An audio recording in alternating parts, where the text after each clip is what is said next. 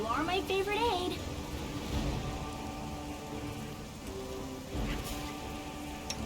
Don't mind me. Open your heart to me. Rely on me.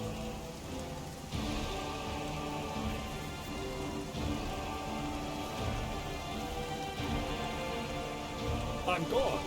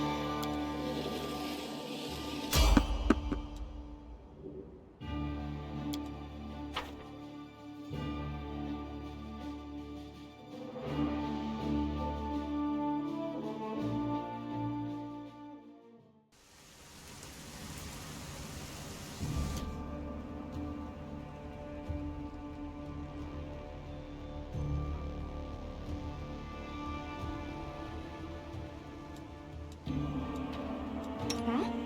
Oh, yes, what?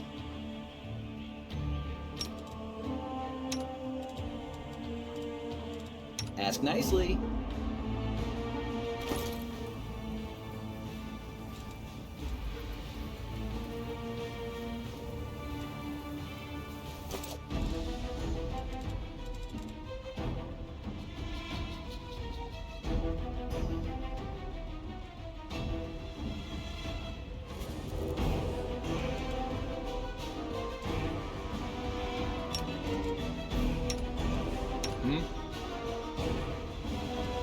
What's on your mind?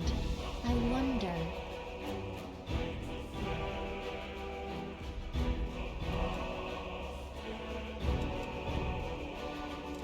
I'm always ready.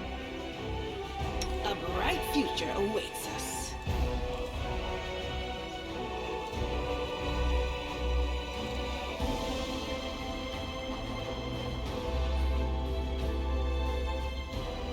Don't! This will be quick! Wide open!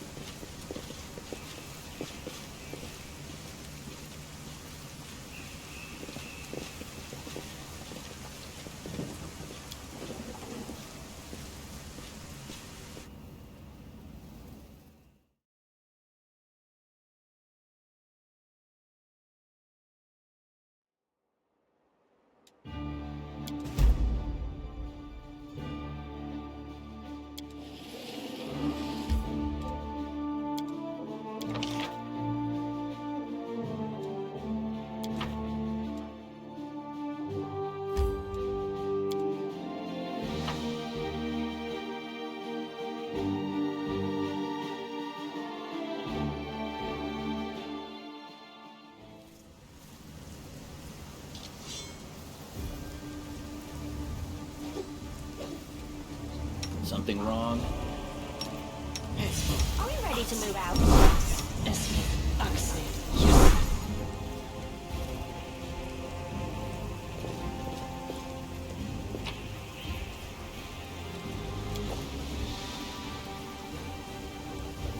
Lead on. Can't hide from me.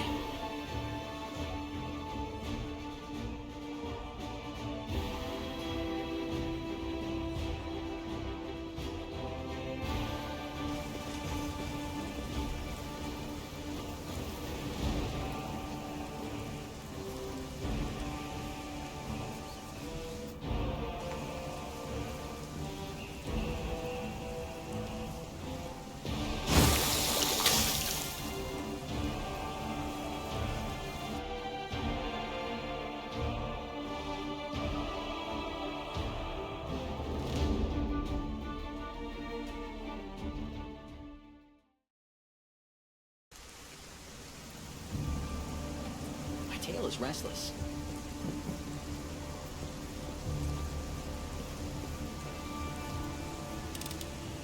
This is my kind of work. I'm gone.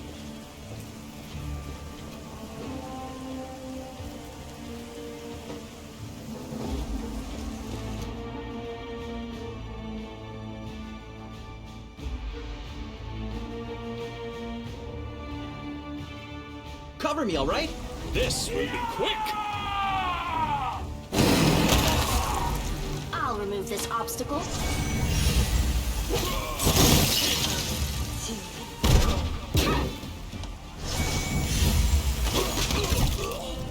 I'll cut you wide open.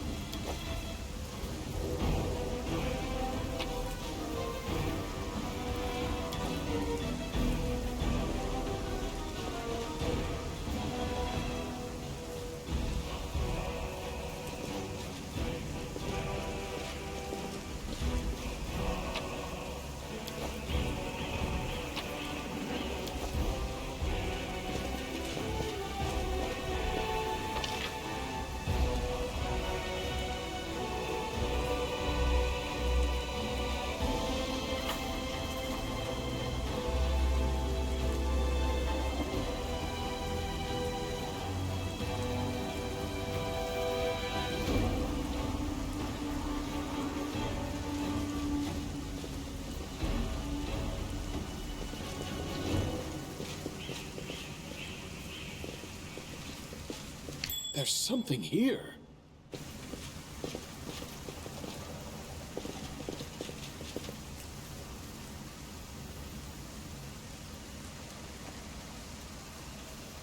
Who, me?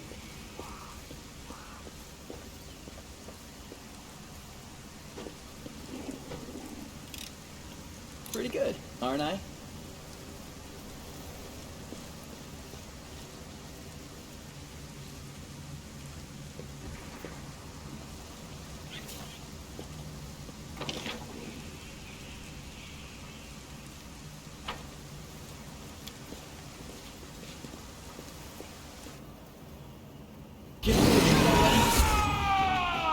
No glory without risk!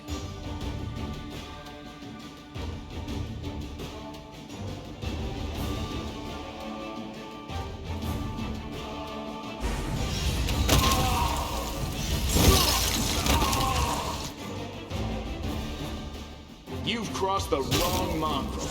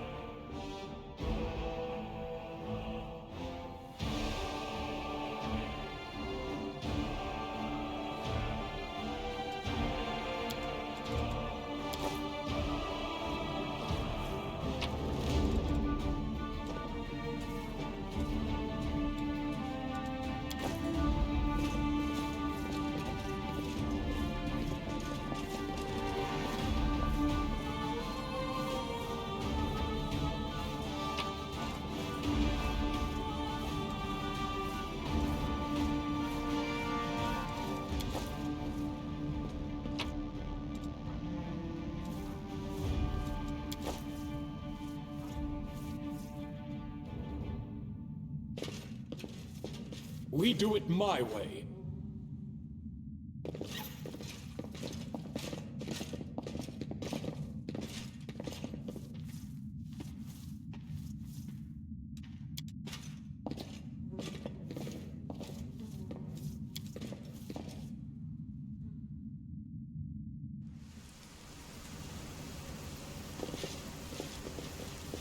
Follow if you dare.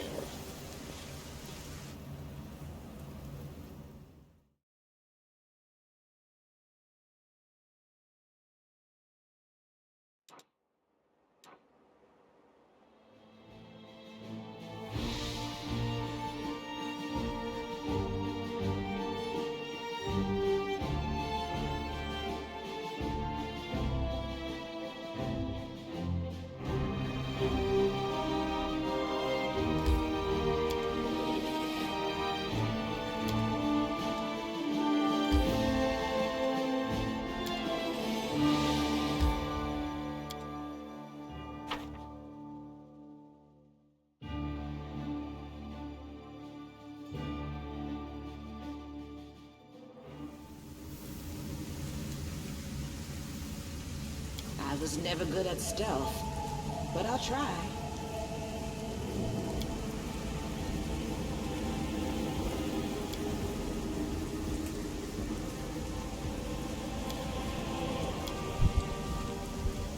Seat of Grief. A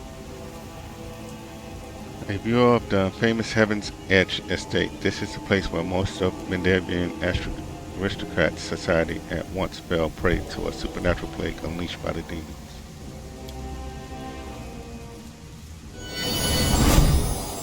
What the? Canaverous burns, the city that should never have fallen. Fate shows no mercy.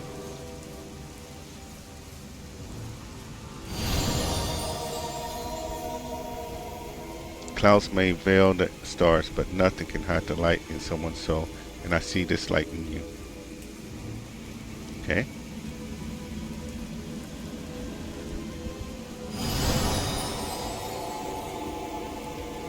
We will stand shoulder to shoulder with you against evil. Awesome. Got some more comrades. I hear the echo of a familiar voice. I feel the warmth of my kindred flame. My brother, we will help you. Okay.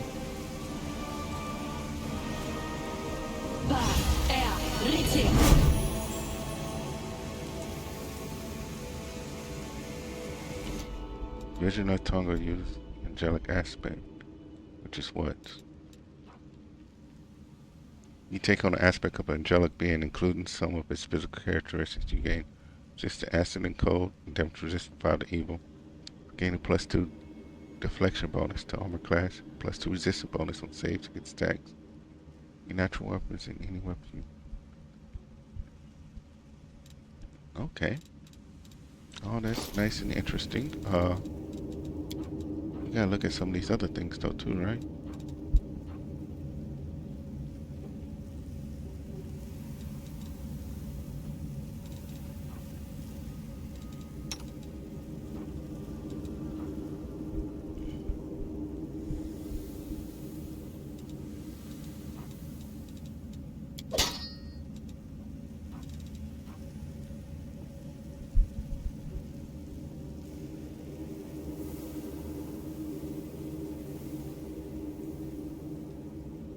That does extra damage per hit, but abrupt force can stun. So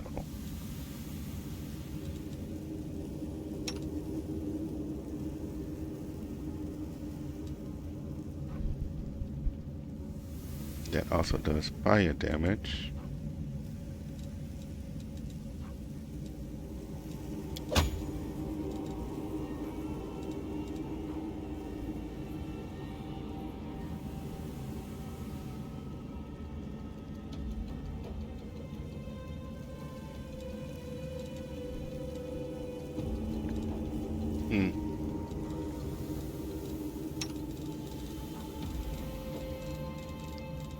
You guys are set up with other stuff. Okay. We'll try the club for a little bit. Let's see.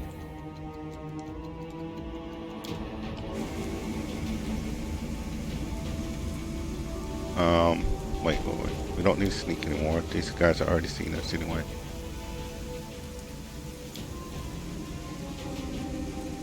I'm on the cloudy Colossi. In this picture, the two angels, Tunga and Laura, are chasing and fighting a deadly Volca demon in the air several miles above the world.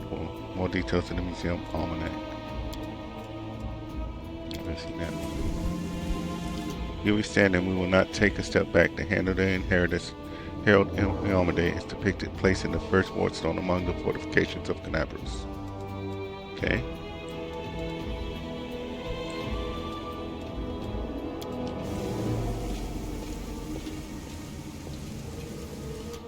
Crusader Queen, a copy of the famous embossed bas-relief originally created by Master Derek Sunhammer. Young Queen Galfrey is portrayed personally leading her crusaders into battle on the 1st of Abadeus, 4624, during the First Crusade. Yanil by a fountain. The picture was presumably painted from life over the summer of 4637, 1 year before Yanil's heroic death during the battle for Dresden. More details in the museum almanac. Peralta Sorokas, Erdet, the legendary priestess of Purla, watches the city of Iz crumbled into the freshly opened world room. Okay. Oh, there's one more over here, huh? No one escaped my all-seeing eye. Inquisitor Horon fights a shadow demon that he exorcised from a soldier's body. Okay.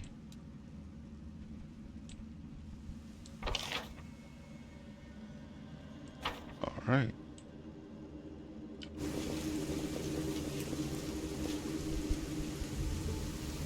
Wherever you are, keep quiet. There's a horde of enemies just beyond this door.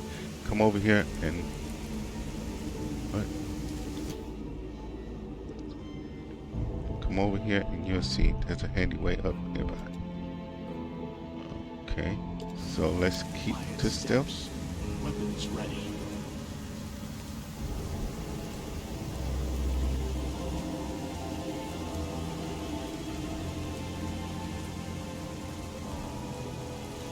Be quiet and watch. This is the best part. Get it together, idiots. No more looting. You're all to sit tight here and wait for the order to attack the defender's heart.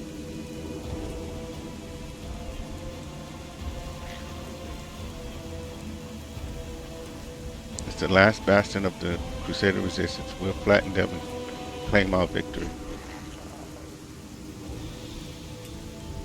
Into the abyss with all Crusaders in the defender's heart. Kill us and the city is ours already. Now it's time to enjoy the spoil. Split up into groups quickly. I'll tell you where to go and what to bring back.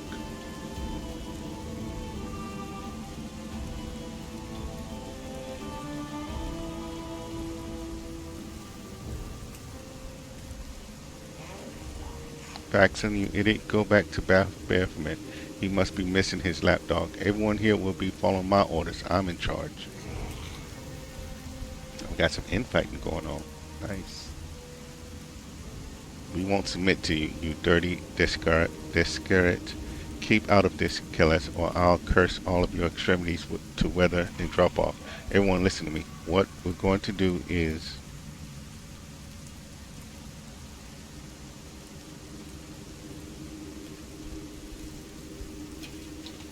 Looking for a fight, Faxon? Well, you've got one.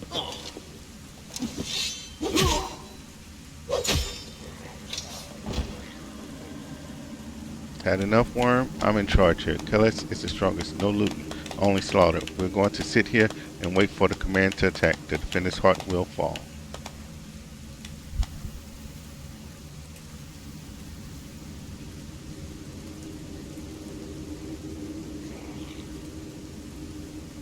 I'd stay away from there right now. The tower is the main stronghold of the Templars of the Ivory Labyrinth and their allies.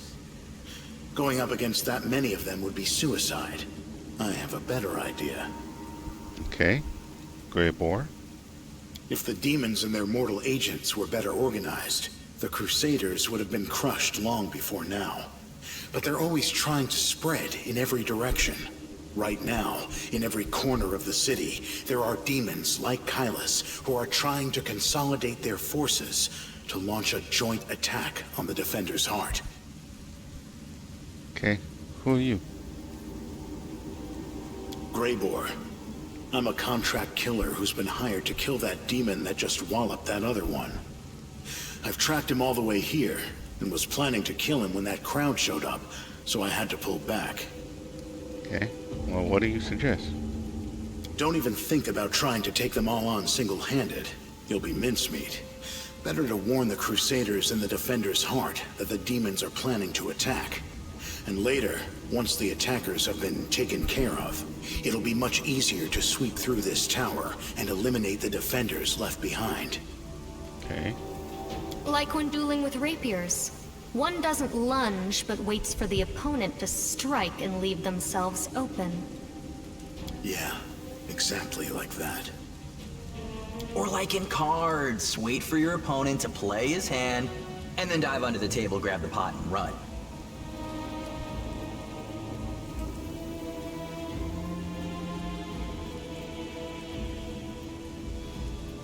Thanks for the advice. Who hired you? I'm afraid that's confidential. As a professional, I'm obliged to keep my client's name a secret. Okay. Could attack them together. I have no desire to die today. If you choose to go in there, I'll take advantage of the opportunity, of course. I'll kill Kylus and get back here as quickly as I can. I'm not going to fight any of the others. I don't work for free. Okay. The city is burning. People are dying. And you're thinking about how to fill your pockets? Yes. So what? Listen here, girl. If you're so eager to save someone, go and do it. And don't waste your breath preaching at me. I'm going now. I hope you act wisely. Yeah, we're not attacking them right now. We were sent here to just scout anyway.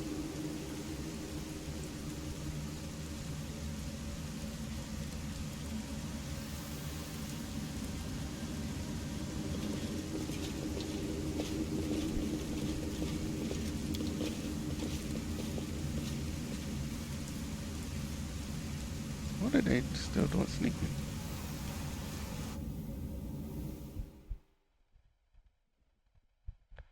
It's kind of a waste of the buff that the...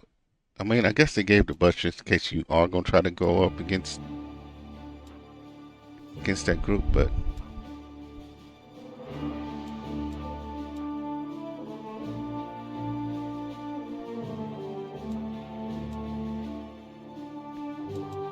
Yeah, I guess we can go back and report back to Defender's Heart before we actually go into the city walls. Plus, I wonder how everything's turning out since we sent Holrun there. I kind of regret sending him there.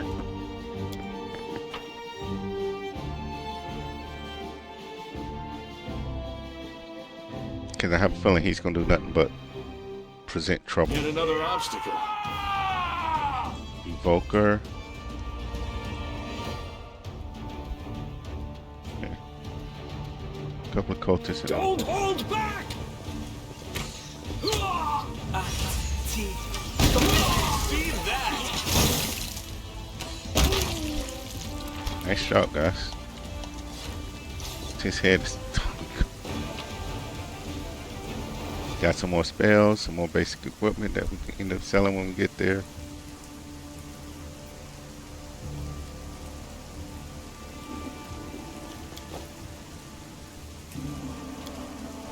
Okay.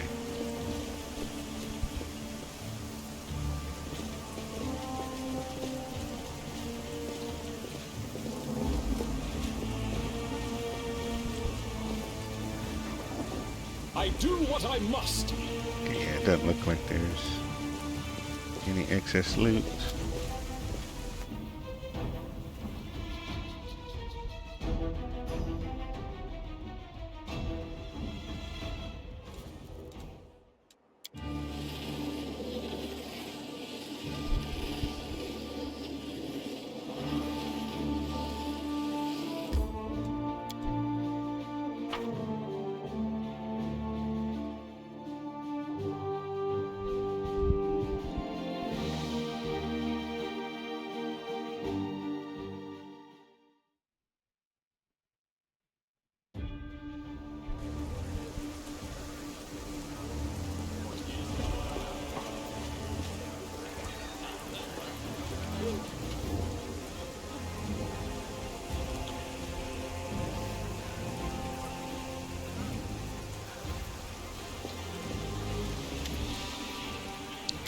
wares, please.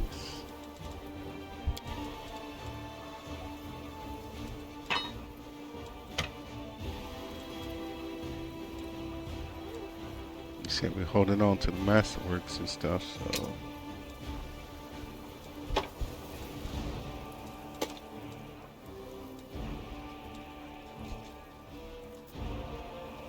we had 2 enchanted glaives already, so I feel okay with getting rid of that.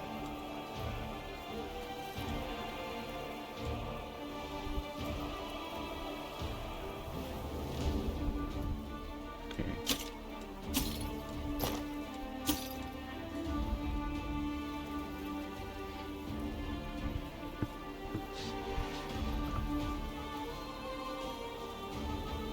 Okay.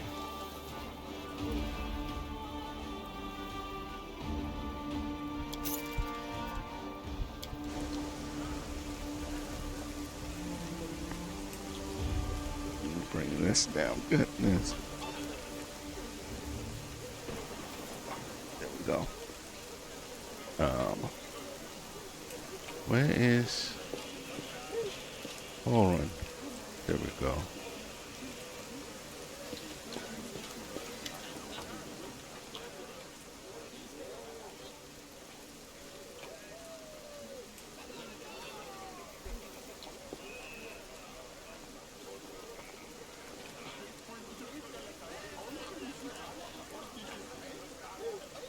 You wanted to know about my you again. Anything to report?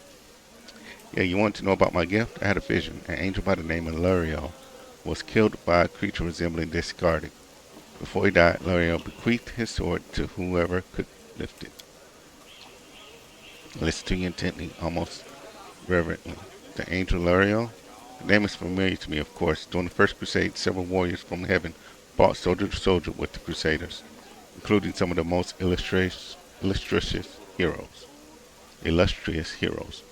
It has always been a regret of mine that I never had the chance to meet one of them.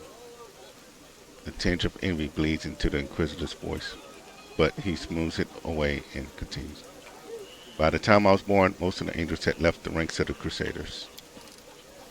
Iomede's faithful servants at the time were told that the warriors of heaven were departing on a special mission that would weaken the forces of evil. That was a long time ago, and since then, none of the angels have returned. I have no doubt that their mission continues to this day, but I digress. Everyone believed that Luriel left along with the rest, but you have revealed the sorrowful truth to me, that our hero perished, leaving his gift to await the arrival of one worthy of it. Sad, sad tidings. Did you talk to Erebeth? That little upstart went behind my back and declared herself warden of the city. She refused to step aside. I should have arrested her and all the rabble she's drawn about her, but now it's not the time for that. This dude. I'll let her play warden all she likes. Once we've cleared the demons out of the city, I'll make sure she's hauled in front of the tribunal for this little stunt. How can you help us when we attack the great garrison? What do you mean, how can I help you? Why all these questions? You're not doubting my abilities, are you? Snorting. We're Inquisitors. We'll provide tactical support with cold steel or magic, as we see fit. I'm going to ask this again. Why are you obsessed with finding enemies everywhere you look? Same dialogue.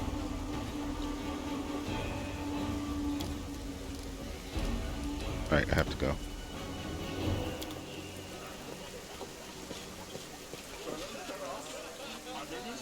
Okay.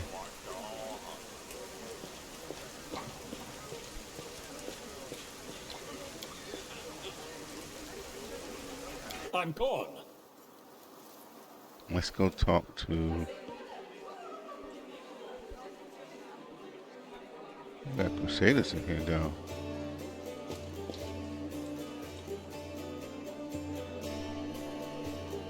We do it my way.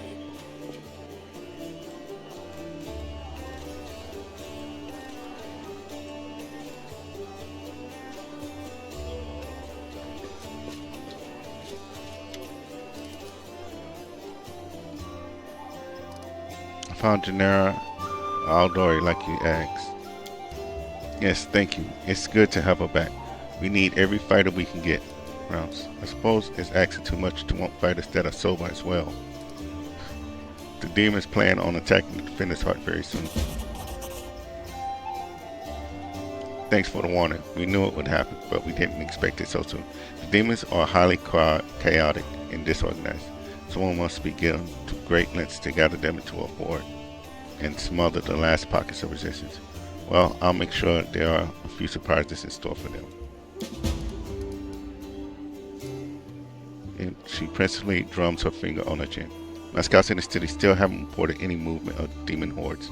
The defender's heart is safe, at least for now. I'll send a messenger for you when the situation changes. Okay, I have to go. Man, darling, they keep you safe. Okay.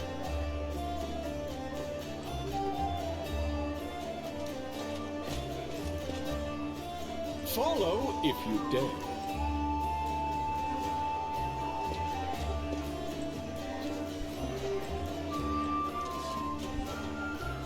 Let's go back through the basement. We haven't exited out the basement yet, but just want to see if something changed down here.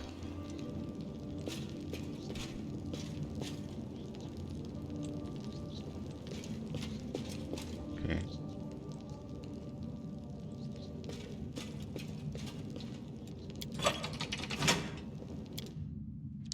We still don't know what all those clicks and stuff are for.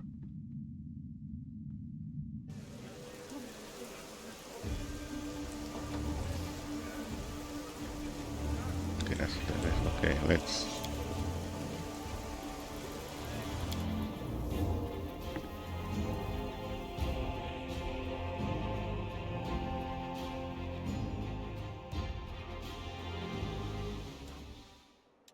Okay.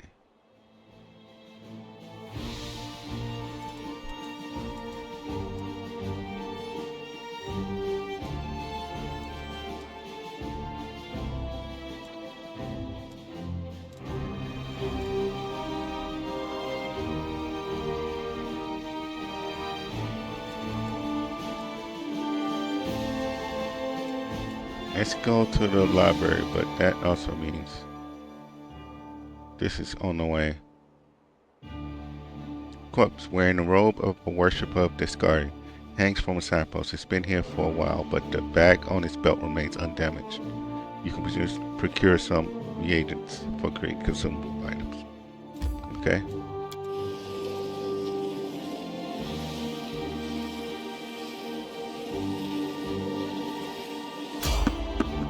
Sneak past the enemies, prepare to fight. Okay.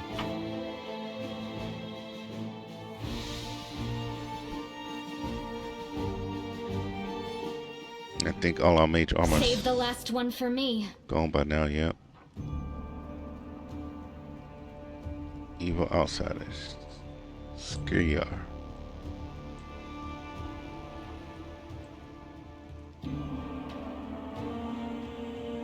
The Inheritor, guide my blade!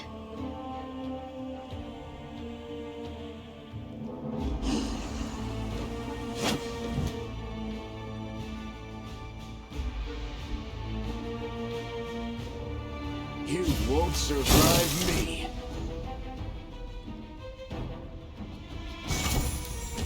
Hey! Mind over muscle!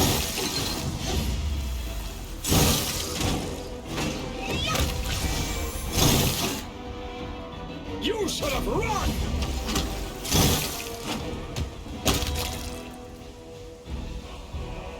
Alright. Nice little quick engagement.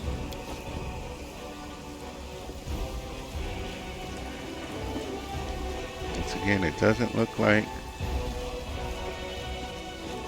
I'm off. Oh, no. Wrong button.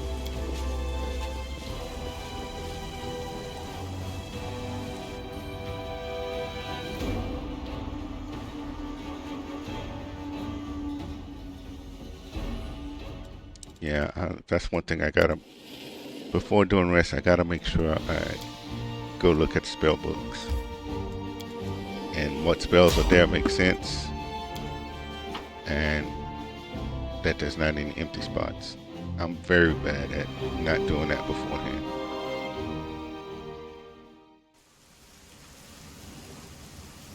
This a test of my abilities.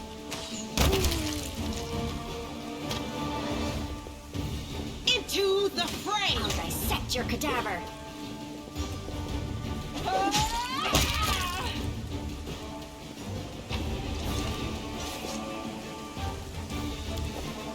Why are you still coming mind up me. close? That's supposed to be your default action.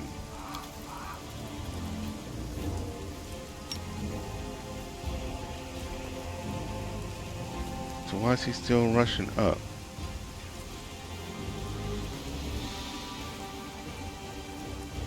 Let's try that one maybe. And same What's with, on your mind? why are they still going up if the default is...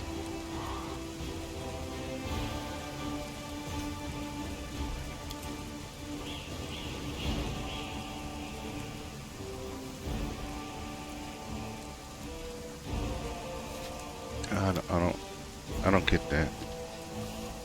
I got them default for cantrip, I do what I must. but they're still trying to close the gap.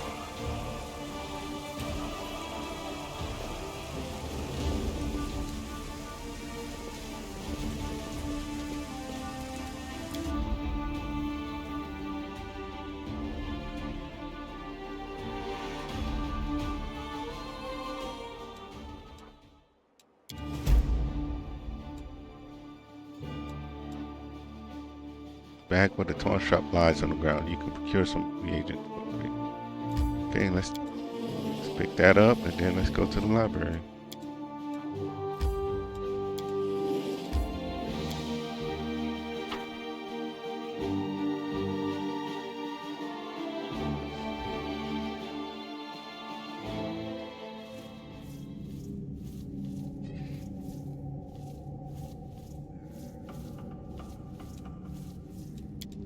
I found something. Great Library of Cannabis has been ravaged and wrecked in the most barbaric way. It seems that someone took perverse pleasure in smashing lamps and furniture and tearing pages out of books. Okay.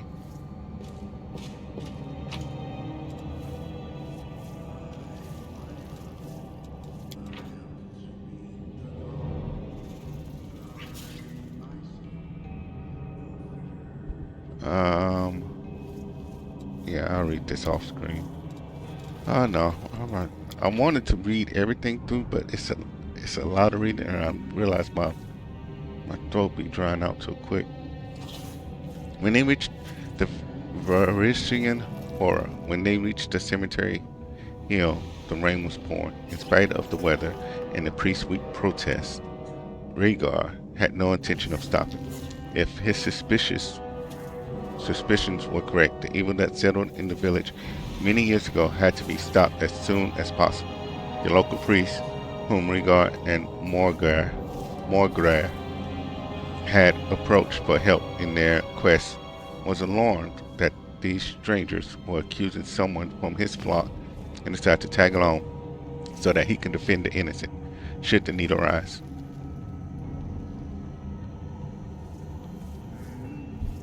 Ascending the broken stairs leading up to the ancient crypt atop the hill, Rhaegar quietly pulled out his blade and hid it under his soaked cloak.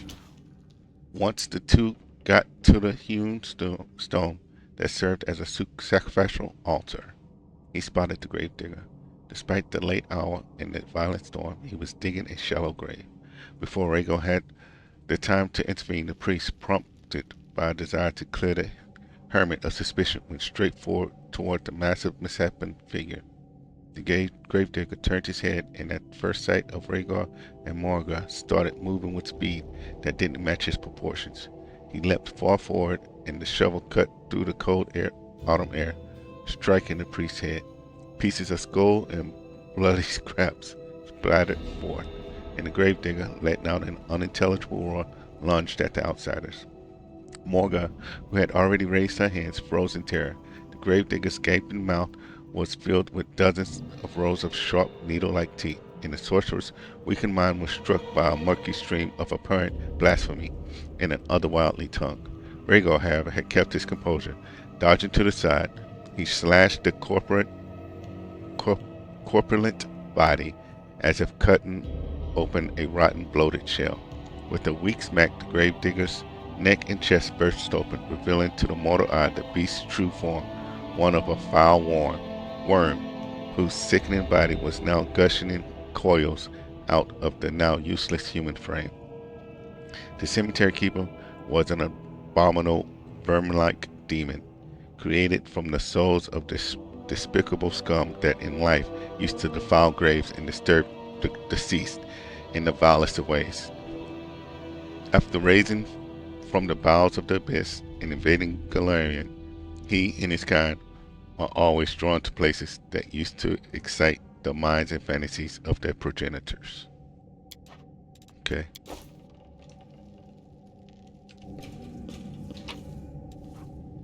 Slimy skin, padded armor of focus, +2 on concentration checks. Scroll reduce person and cold. Another book. Notes from my travels in northern Avestan. In the knowledge that the best place to observe the effects of extraplanetary energy, extraplanar energy entering our world is the region formerly known as Secordus, I immediately set off for that desolate land. Upon arriving in Mendav and making inquiries to find a guide who would agree to escort me to the lands bordering the world room, I came up against an unexpected impediment. The local rangers and guides categorically refused to help me. Desna, however, smiled upon me and led me to a local hunter. After 3 tankards of Gog, he agreed to go with me to the world room and show me the area. By the time he had sobered up, it was already too late to reconsider. We had passed the last cordons and had plunged deep into the forests of Secordus. Even thousands of miles away from the planar rift itself, an attentive observer can discern the anomalies brought about by the world room. Insignificant differences that become more and more pronounced the closer one gets. The first thing that struck me were the unnatural trees that looked as though they had all been stretched from a single exemplar. Then the quality of the air changed. It tasted different with every inhale, from sulfur to caramel, from acrid salt to spoiled herring. According to the almanacs I had consulted on my journey to Mendav, one of the first signs of the world room's creation was towers of black smoke billowing up from the rift. The terrifying sight above the southern steeple and the tales of my guide confirmed that the effusions of ash and poisonous fumes continue to this day. Although I did not expect the air there to taste like one was standing beneath a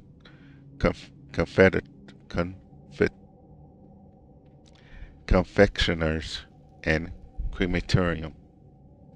As we journeyed on, we encountered the remains of dead livestock, dogs, and even people. Some skeletons bore the marks of demon claws, while others had clearly expired of rather more original causes. We even came across 2 perfectly mummified corpses that looked as though they had turned to stone. Skirting around a sparse and forbidden forest, we came upon a plain that was bisected by a series of unnatural uniform hills. I would have been only too happy to study said phenomenon, but alas, after several paces, my guard was hoisted up into the air and quite literally turned inside out. After shedding my blood-soaked broke coat and the encumbrance of my souvenirs collected along the way, I hastily withdrew. Okay, so your guide died, but he saw reason and escaped, finally.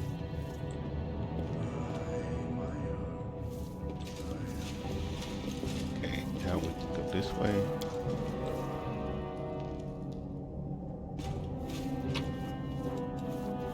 Enlarged person, karma, gold coin, meteor dust. We'll read that in a second. Let's talk to this guy.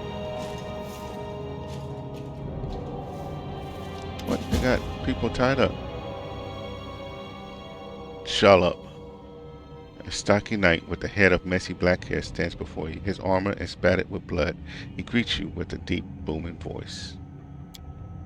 Ha, Crusaders, excellent. I'm Captain Troubles Sazamar, and these are my men. I am about to burn these vile backstabbers and heretics here.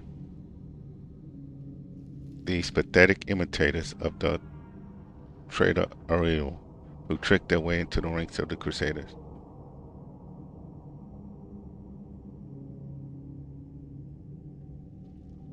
The knight nods at a heap of several beaten people and a strange elf whose appearance seems jarred for some unknown reason. Zedmore bellows threats to his prisoners, who seem to be in a state of deep shock and utter terror.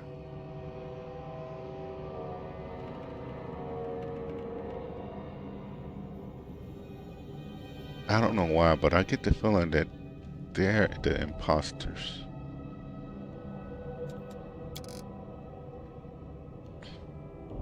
Strange feeling rise up within you. It's pure instinct. You don't know what you're about to do, but you are certain that it is right.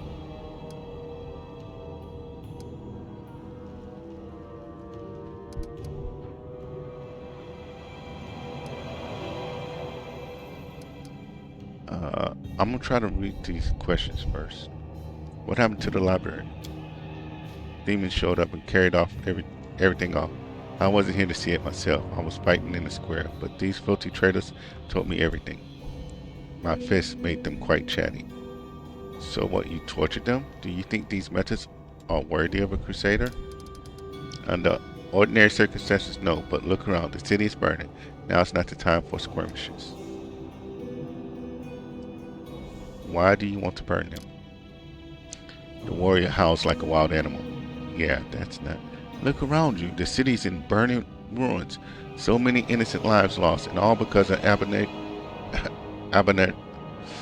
abominations. Goodness, why can't... Like these here, cultists, heretics, and spies, slipping into our ranks, carrying out the orders of their brutal masters, and preparing a heinous death for us all. They want to give us over to the demons, just like Ariel did with Socorus. They deserve to feel the flames licking at their legs. Yeah, let's take a closer look at the Ruthless Crusader. Really? Really? Why?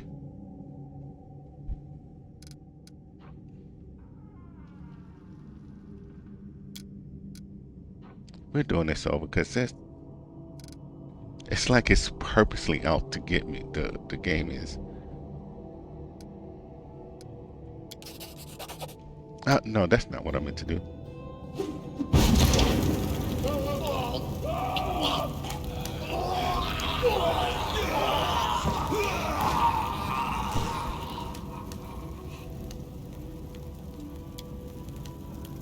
Their life Like, I did not want any of that to happen. I'm like, we only need a 2, and you're going to give me a 1 when, like I said, oh, you gotta be kidding me. Is that the last time?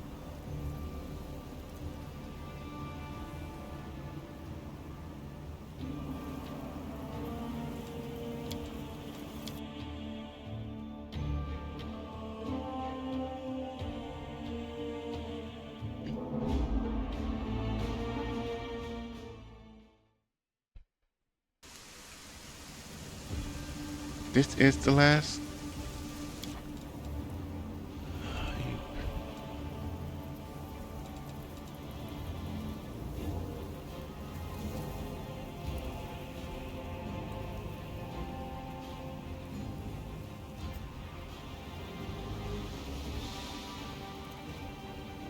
No, this is in 14 hours and 24 minutes. Why is...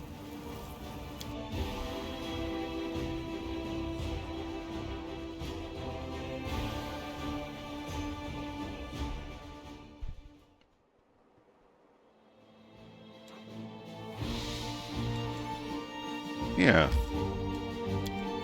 Why was it saying that other one was the latest? That's Something ain't right with this game. It's like purposely don't want me to get those looks that I want to have. Alright, now, we've already There's something here. read a lot of this other stuff. We're just going to go around and get the stuff. Oh. Did we not see this one before? Hold on, we're just going to collect it this time.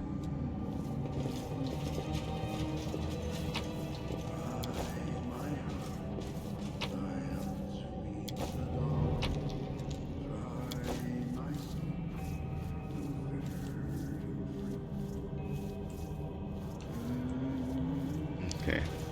Left 5, please.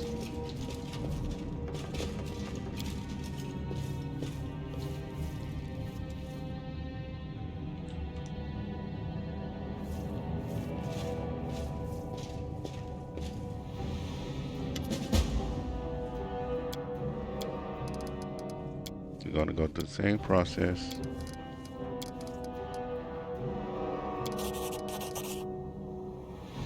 He's talking. Shellup is talking too loud, all while casting sidelong looks at you. You have seen similar behavioral quirks before in liars.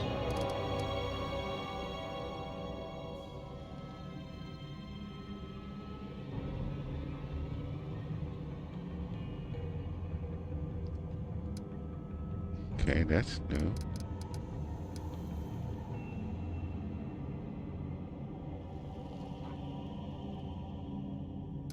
Okay, let's do a lower religion. Okay, we felt that one, which is fine.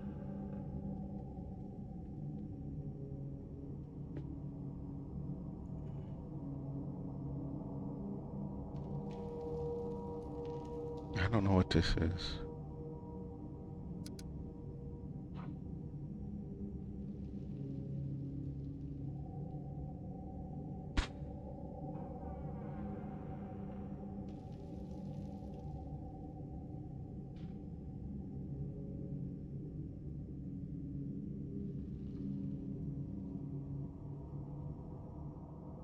Let's throw that.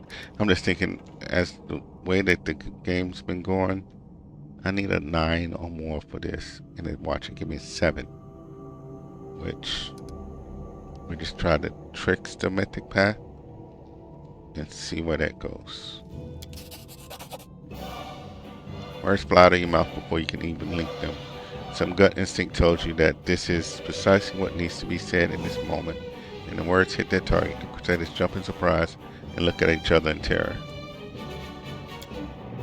Luther glares menacingly at Shellop. Didn't you know, mortal? We're everywhere. Shellop leaps to attention and barks out, sorry, couldn't have known. We'll fix it right away, sir.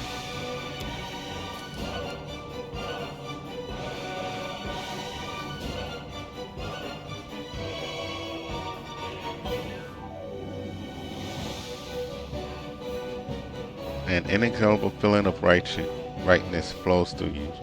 You enjoy seeing a look of oafish terror on the faces of the Crusaders and its lackeys when you rebuke them for their filthiness.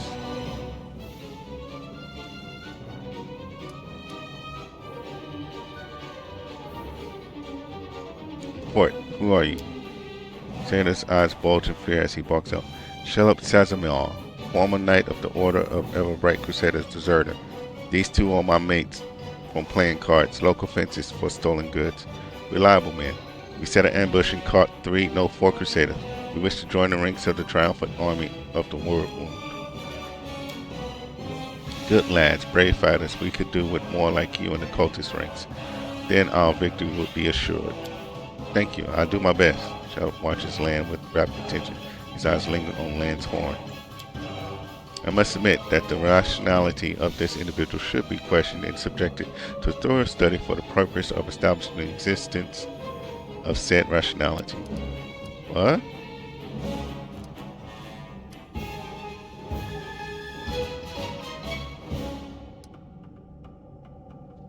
No, I'm not doing that one. Shellop is a crusader name. Are you a crusader? I hereby give you name worthy of a demon, foul snot.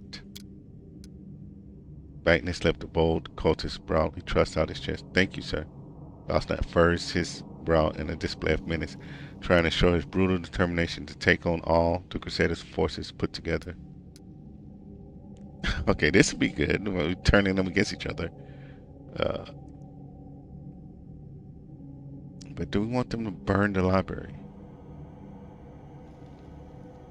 There might be other scrolls and books. Oh well. Listen to you guys. Stop wasting valuable fuel. If you like burning books, go rig the Great Garrison Library. Our enemies might try to sneak in there. Step to it. There's plenty more where that came from, sir. I'll do everything you ordered, and just as soon as those Crusaders arrive, there'll be dead meat. I'll go make sure that we get make it another 2 barrels so I can almost get fire from the Great Garrison storeroom. Things are going to burn right up in there.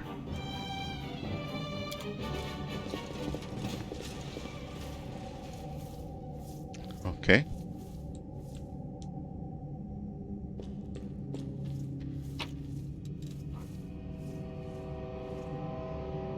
I will. Yeah, I'm gonna read. I'm gonna take the time to read all these off screen.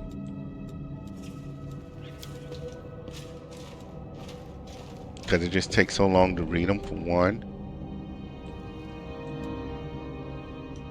And I know it's not, that doesn't make for a pleasant streaming. Unless somebody messaged me and says they want me to read all of them. And continue to watch me fumble over people's names and pronouncing them.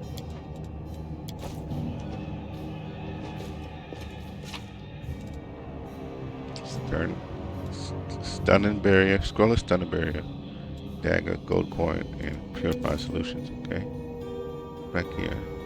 Can't hide from me. Nice. Flame tongue, edible moss. Okay, collect all.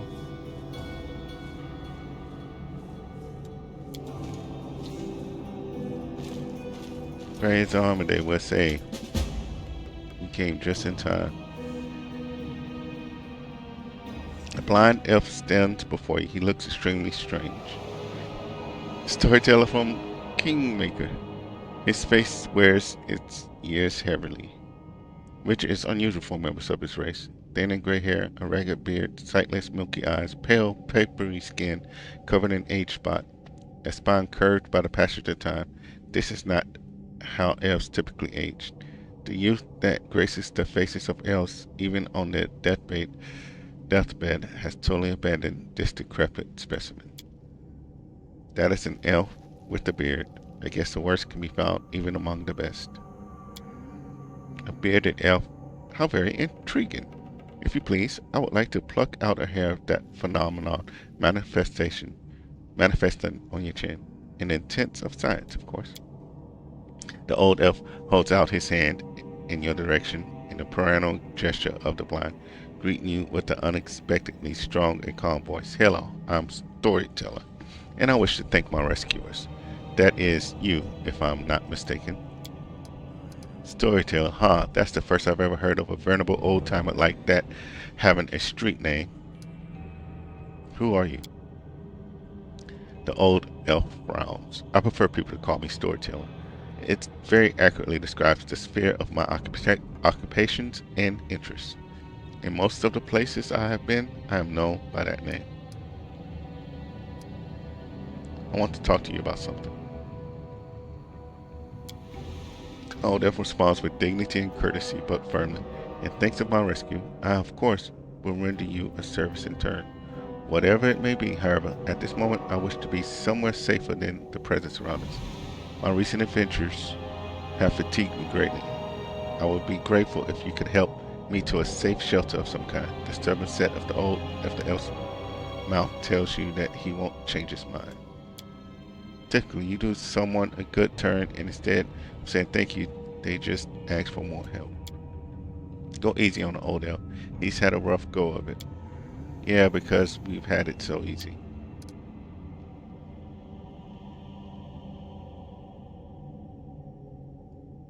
Spinning in the talking weapon. We can't not help him. If it was up to me, Grandfather Elf, I'd throw you over my shoulder and carry you out of here. This is no place for old folks. Okay, I'm taking you to the Defender's Heart. The storyteller lost his voice silently. Please wait. I'm not the only one thankful to you. The young crusader over there is eager to give his regards, but he is too shy to approach you. I can tell from his quickened breathing. Take pity on the lad and accept his thanks. Clean. Young man with charismatic features wipes the sweat from his brow and gives you a courteous bow. Allow me to introduce myself, Brother Kaleem, at your service. Thank you for helping me. We thought we were doomed to perish. Who are you? We are Crusaders of the Order of the Flaming Lance. Our order dedicated itself to the pursuit of hidden knowledge and magical methods of fighting the demons. We are searching for our leader, Sister Mia Mir, the scholar. She spent the last few weeks here, working day and night on some important research. When the demons attacked the city, we rushed here to find her, but it seems she left the city shortly before the attack began. Mir.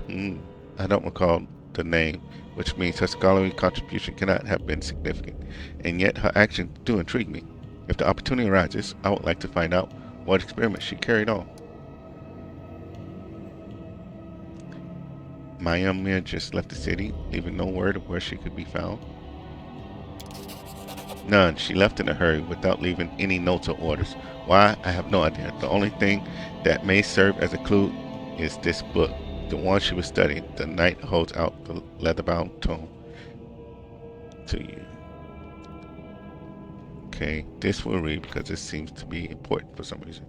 Collection of ballads composed by a bard whom fought in the Second Crusade. The first songs are brimming with swaggering optimism, but as the collection progresses, the texts grow darker and more obscure as the despair and madness slowly take possession of the bard's mind.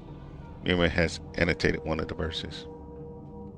Long dead fingers of blackest stone, the forbidden tree stretches out its branches to me. White pebbles dog my steps. 1,000 piercing eyes on hoar frosted ground. The winter sun rays caress the room runs.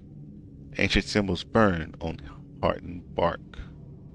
Secrets crusted over with white lichen, and a white fog steals over my weary mind. In Mayamur's handwriting, the note reads, Tree, ruined, stone, book of the druids of old Socrates here.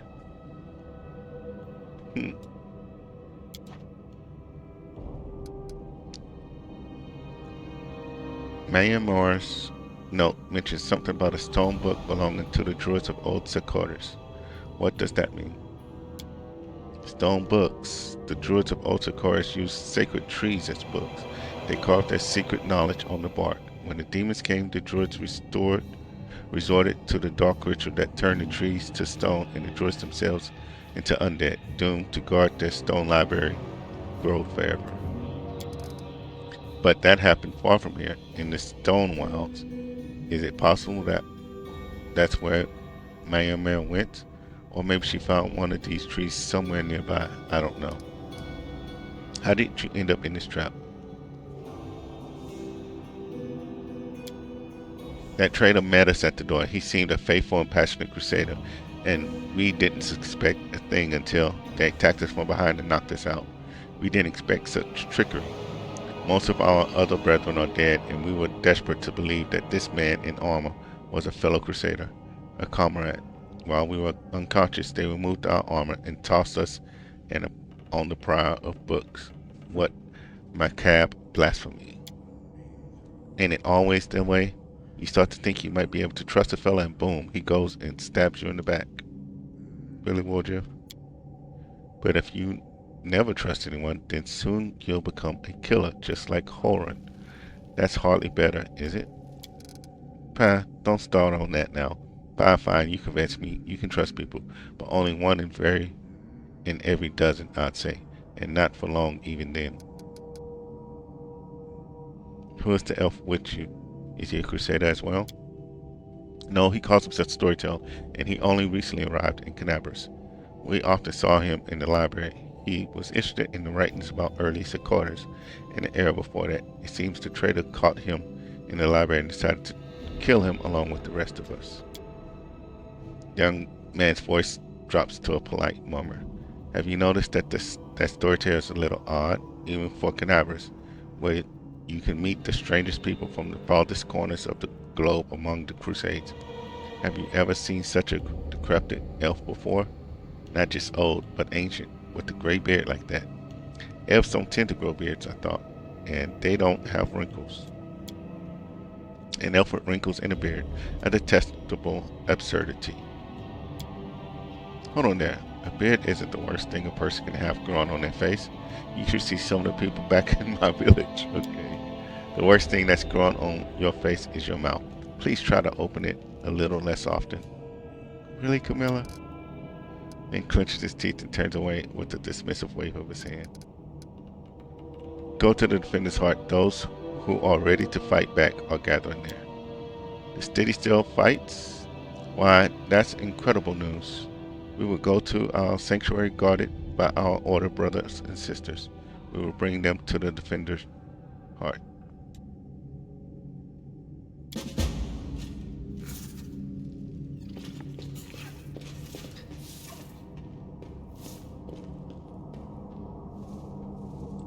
Okay, now we can figure out this door.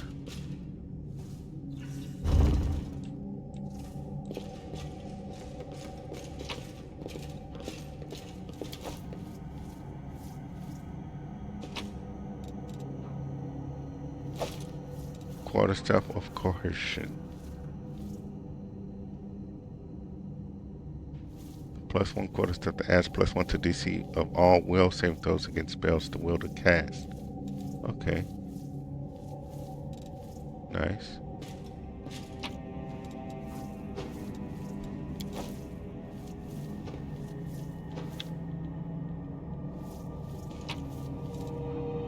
Scroll of Doom, Light Pick, Gold Coins, Magic Essence. The essence obtained through painstaking distillation of rare magical ingredients. An expensive and valuable substance sought after by craftsmen and wizards who create magical items. Okay, see what we get here. It went splendidly.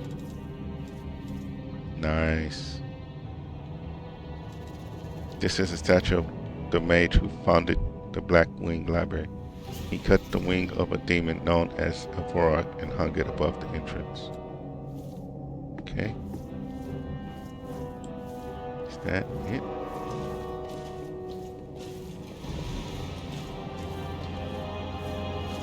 Don't see. Yeah. Oh. Might be trap. Nice. Might be treasure.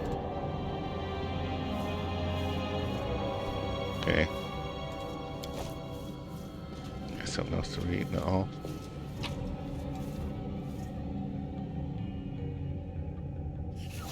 Okay. Let's see if we can get something for this too. A failure is just a step to a success. So we just need a 10 or higher. Okay. We'll redo that one.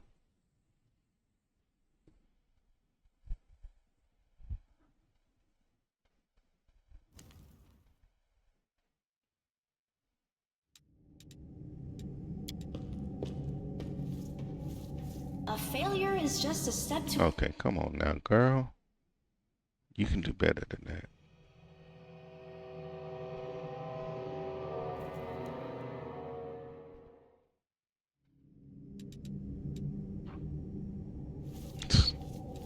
First one's 8, then a 9.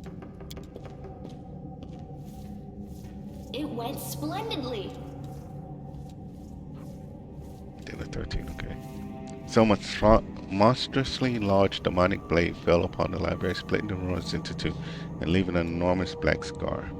It's possible that Descari himself was the one to destroy this building with his terrifying sight, with the carver. Okay.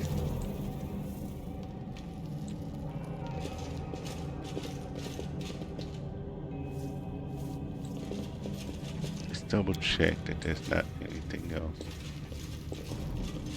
Which I don't think there is going to be.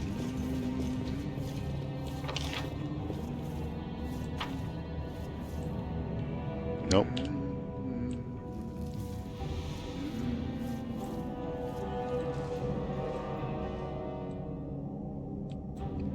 Let's talk to the storyteller again. Taking you to the defender's heart. Please accept my sincere thanks again, and if I may, please don't rush. I will struggle to keep up with your young legs. Man, I keep going back and forth.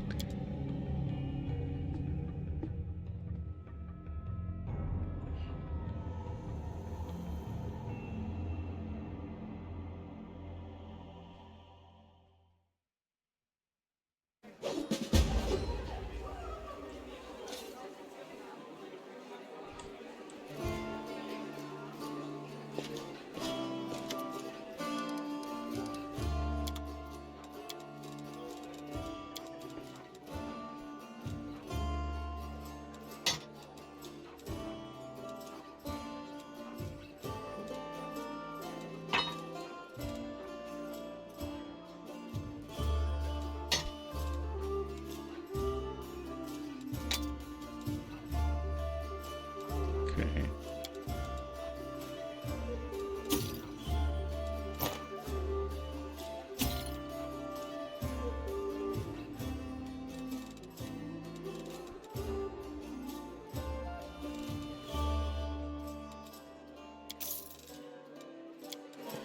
Let's take a look at our gear real quick.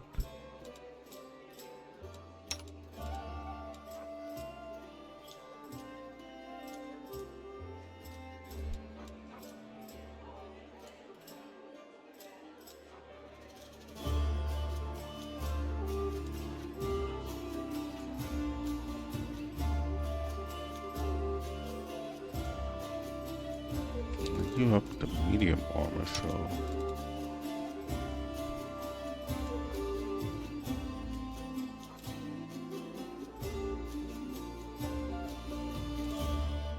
you can't even wear any light armor.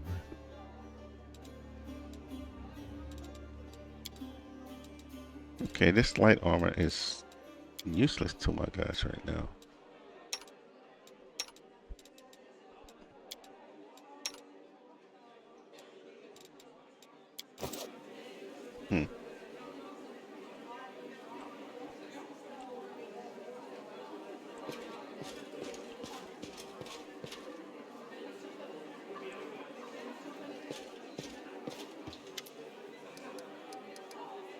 Okay, Strutton is who we need to talk to, and Storyteller, to get some more information on everything that's happening.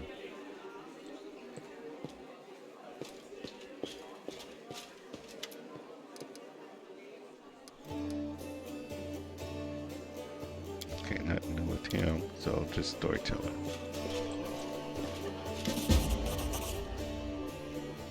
Storyteller's ring. The blind elf looks better than he did in your last encounter. His clothes are clean and his pale face has some color. The elf turns to you and listens close. Is that you, my savior? I recognize your footsteps. Determined footsteps befitting a determined person. Allow me to thank you again for saving me. Please accept this humble gift as a token of my appreciation. Pant you a small black ring with 2 scarlet runes on it.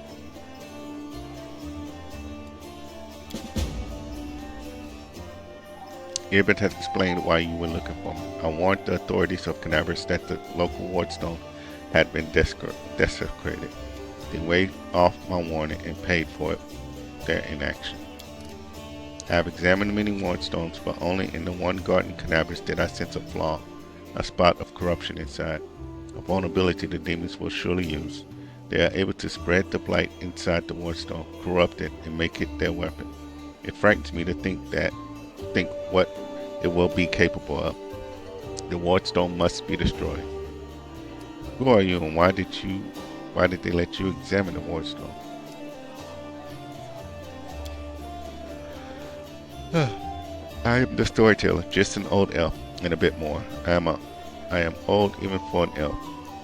I've seen many things and have been to many places. Not so long ago, I witnessed the making of a young kingdom in the Stolen Lands, led by a remarkable and promising individual. My advice on the complicated matter of conquering those lands proved useful to that leader. Yeah, that's what I'm playing in my own time right now. This is not uncommon for me. Some seek my advice or service, and I don't refuse. This is how I acquired my reputation as an old vagrant who's never hurt anyone, stayed out of other squabbles, but sometimes give good advice. I had a few friends in there, Swain, who vouched for my integrity. This is why my humble request to be allowed to see the wardstones was granted. I visited all of them, but only found cause for alarm and cadavers. Do you will some special magic power, some instinct? The storyteller chuckles. Yes, to a certain extent, but it is more of a gift. I can see the past, stories that have happened. I touch an object and shreds of its owner's memories are revealed to my mind. Their emotions, passions, and tragedies. I see visions like I am them, and their stories happen to me. This is my power. I have been roaming the world gathering such stories for many thousands of years. One day I will gather them all. What blight is concealed in the wardstone? Wait, wasn't this a different option? Didn't you say something earlier? I'm afraid I don't have the answer to your question. To understand the nature of this blight, you need to understand how the wardstones was created, and it is hidden from me. I can only guess. Have you heard of the Red Morning Massacre? A dreadful morning remembered with fear even by those yet born at the time. A demoness called Manago invaded the city with a crowd of her followers and started to do what demons do best, kill and desecrate. They say they covered the wardstone with pieces of dead bodies, splashed it with blood from top to bottom. Could such abomination darken the radiance of the gift of Iyomide herself? The locals think this is impossible, but who knows? It was not the last attack. Many demon leaders brought their unholy forces here, even the terrifying Baylor, Quarteranizda. Their attacks were rebuffed, but they still reached their target. I think this is when the seed of corruption was planted in the stone. It wouldn't have grown on its own, but Descari himself has now come to take advantage of this weakness, to open the abscess that had been festering for years, unnoticed by the people of Canaveras. And when the demon lord struck the blow, the weakened stone gave in. Now it's in demon hands, and nothing is stopping them from spreading the blight throughout the entire stone, and from it to the other stones along the whole perimeter of the world wound. Why did you travel to the wardstones?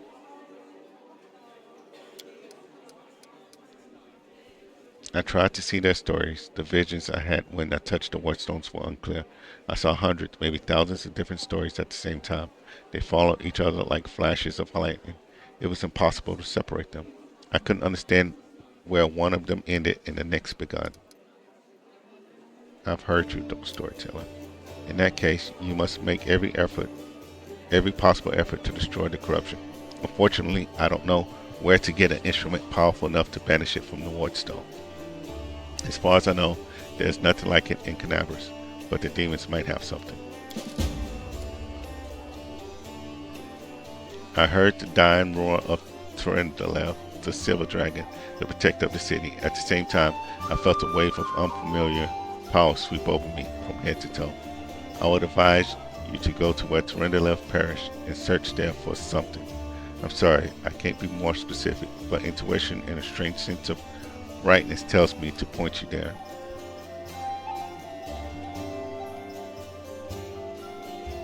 Present the purple stone knife. I found it in the square where Turandalev perished.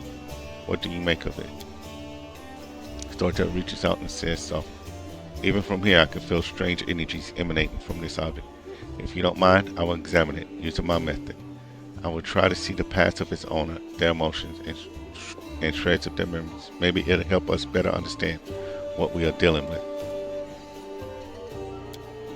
Story touches the knife, his fingers clapping around the hilt with a hungry, masterful grip. His face contorts into an evil grimace, his voice disgruntlingly rasping. Hunger, my many legs bring me into the lair, to my mother's festin hall. Her swollen body, overfilled with food, is so huge that I have to look at it with all my eyes at once. On top is her scrawny little head with the long beak that is always yearning for more food. You feel feverish in your chest where the mysterious wound is concealed feels hot. Your mind is flooded with a wave of visions that repeat the words of the old elf. Mother greets me with this placid speech.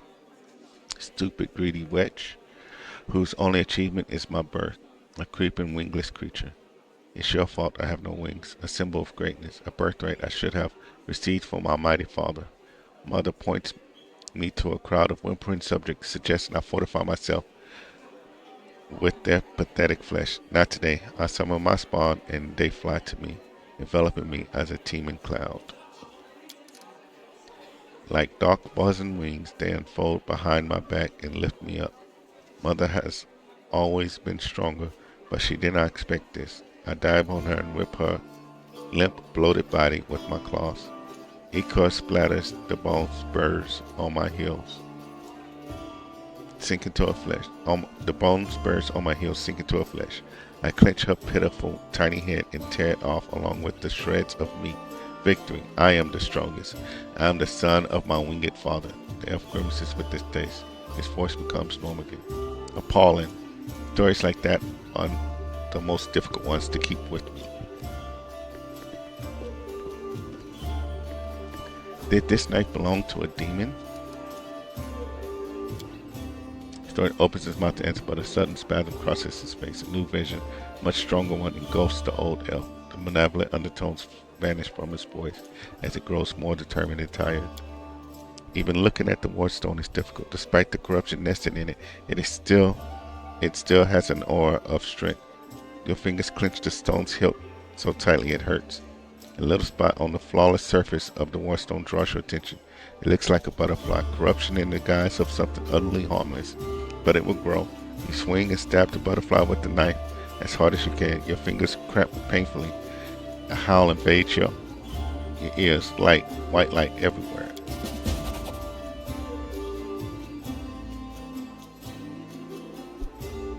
The stone knife falls from the old elf's hand. Out of breath, he drops to his knees. He's trembling, the terror on his face so unlike his unusual dignified manner.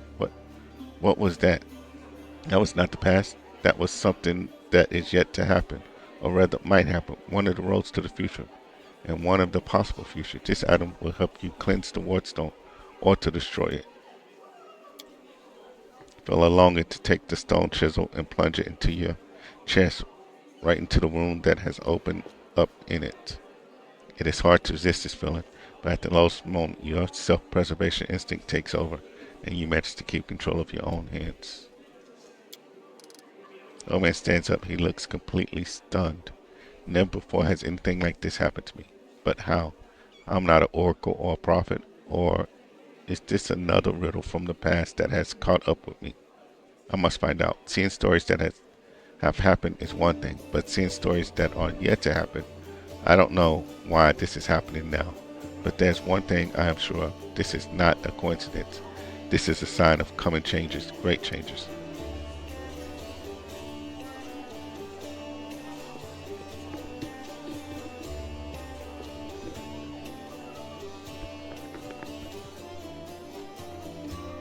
I shared your vision, and this knife tempted me. Did you see what I saw? This has never happened before. Could it be the magic of the object that you brought me? I sense dark energies in it that can cloud and charm the mind. Be careful with this item. It may have tried to influence you, but you managed to overcome its power and subdue it. Or perhaps something else happened to us. Something we don't yet understand. Can you see the future? I don't know. Obviously I can, but nothing like this has ever happened to me before. The future never opened its secrets to me before I met you. Gods, who are you and why have our paths crossed? I feel this is not a coincidence. Something momentous is happening. Destiny is pushing us towards something. But what? Questions without answers. I swear this morning I couldn't have imagined what awaited me. Maybe it's the knife that gave you the power of divination.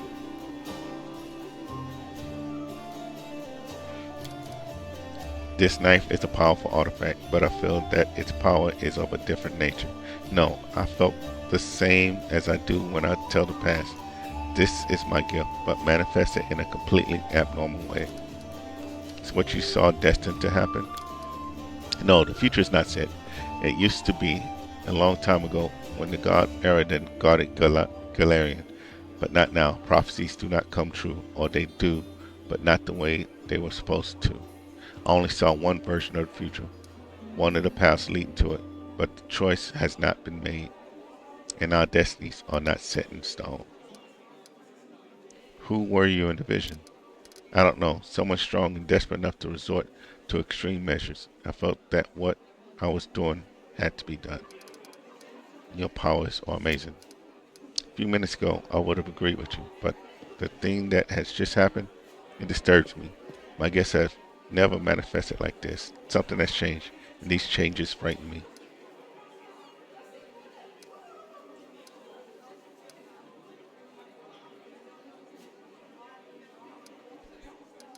Mommy, why is it so important to cleanse one sort of corruption? It's the same thing.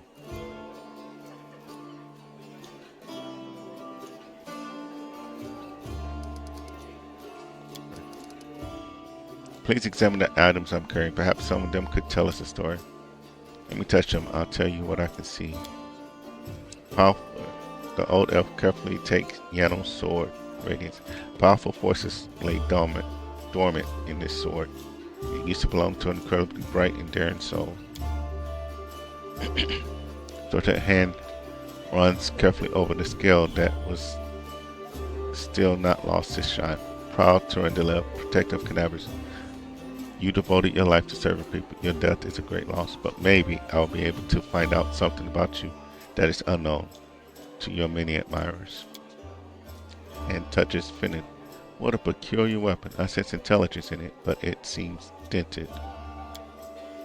Ah, Grandpa Elf, watch where you're poking your fingers. It tickles. Fiddles a fragment of a gold buckle. An old thing created long ago by divine will. But the power that gave birth to it is lost in the darkness. However, the relic still lives on. Though it has changed, I wonder what secret it is hiding. Would you like to know? Bring me 5 vials of magic essence, and I will revive this object, and with it, its story.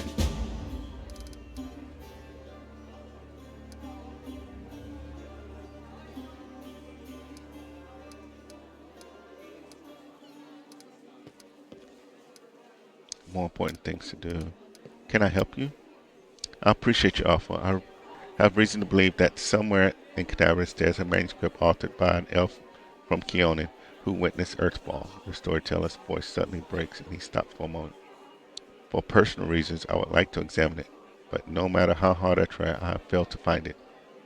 Even in the Blackwing Library, I only found a mention that the manuscript exists and is held somewhere in the city. I assume it's stored at the Grey Garrison. They wouldn't let me into the archive when I visited. All those crusaders were nervous about the strange blind elf interested in their secrets. It's understandable. The crusade naturally made them a little paranoid, but now the Grey Garrison has fallen into the enemy hands. I would be grateful if I could see the manuscript. I want to know more about you. The old elf permits himself a faint smile. I'm not surprised. A strange, peculiar-looking elf with unusual powers who comes from afar and calls himself a collector of stories. Such things usually spark some interest. I will answer your questions. Who are you and where are you from? Before I would have said that I was a blacksmith from Keonan who lost his sight and then found his true calling in a new craft, that of a story collector. But I've lately begun to suspect that those words are no more than a lie. It's quite the irony. I never thought I'd have cause to complain about my memory. It hosts the stories of the entire world, but I've noticed more and more alarming signs recently. I encounter ancient stories and see myself in them. I don't remember those events, but stories cannot lie, so it means that my memory is lying, and I intend to get to the bottom of it. I'm looking for proof that my visions are true, and for the reasons why my past has been hidden from me. You look ancient. I thought elves didn't get old. The blind man straightens his bony back with dignity. As you can see, we do if we manage to live for many thousands of years. There may not be a single mortal in this world older than me. Sighs and continues with a sad smile. Anyway, it's not about time. It's about the stories I keep inside. There are so much suffering and sadness in this world, and in my stories too. I've lived every one of them. I've drunk this bitter experience and accepted it in my heart. It's hard, the weight of all this suffering on my shoulders, but I won't trade my burden for any other. Where did you get your strange powers? The storyteller shrugs. I've always got along well with things. I used to be a blacksmith, and that I know for sure. I've always felt the essence of things, their spirit, for as long as I can remember. I've always been able to feel the traces of memories and feelings left on things by their former owners. I don't know where this gift comes from. Maybe, having taken my sight, the gods granted me another sense. Why did you come to the world wound? Searching for the truth about my real past has brought me here. I saw myself in other stories. In them, I was called the elf in the tower. Now I'm looking for this tower, my tower, everywhere. I've been to many places. I've visited islands and deserts, but I haven't found it. There are very few uncharted territories on my map. The world wound is one of them. How do you collect stories? The same way a court philanderer collects his conquest, the way a healer has a personal cemetery of patients he failed to save, the way every person, including you, has a box of secrets, most precious experiences deep down in their soul that no one is allowed to touch. The world is not made of things or matter even, it's made of stories. They move from the past to the future, piercing our world at the point of here and now. They give meaning to everything they are. The meaning in everything else is only the settings required for stories to exist. There's nothing more real and alive than a story. And anything real in life can die or be destroyed, distorted, forgotten. But as long as I carry these stories with me, they will not be lost. This is where I don't often share my story. This is why I don't have to share my stories. By sharing one with you, I give you the right to tell it to others, to distort and embellish it advertently or inadvertently. How can I be sure you will keep its original purity? Stories travel from one person to another. They change, become distorted, turn into tall tales. This is why I keep my stories to myself. I have no more questions. Okay, that's what you think. In fact, the world is full of amazing things, and you still have a lot of questions. They just haven't bubbled up to the surface of your consciousness yet. True. I have a few questions about our encounter in the Black Room Library. Of course, I make no secret of why I came to the library. I was looking for something. What were you doing there? I was looking for a very old thing. Rumor has it some ancient scroll or book page about the times of Earthfall is held in Canaveras. According to the legend, it describes the last days of the proud kingdom of Keonan, later abandoned by the elves fleeing Golarion. I have a vague hope that the events described in it will shed some light on my past. Did you find what you were looking for? Storyteller shakes his head gloomily. Alas, no. But I found proof that the book I'm looking for is in Canaveras, or at least a part of it. I see. Okay, I have to go. I wish you interesting adventures. Okay.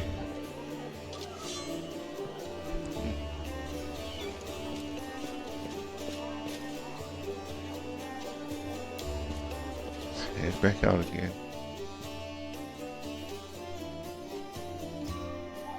What?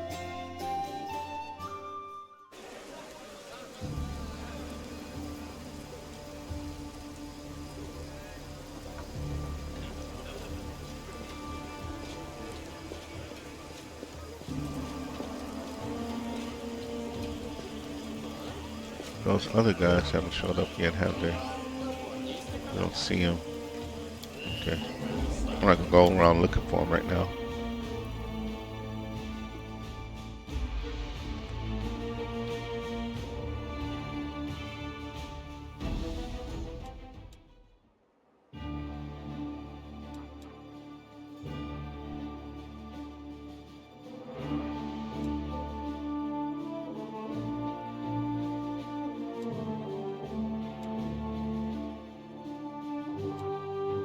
Let's go to this house and then we'll go to the Worm's mansion.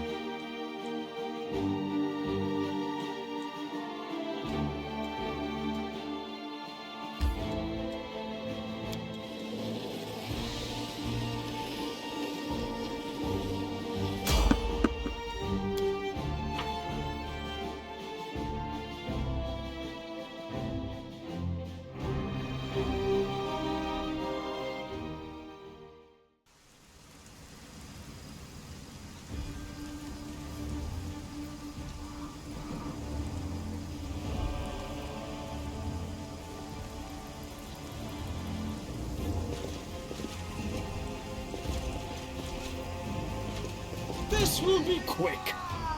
The light, take you!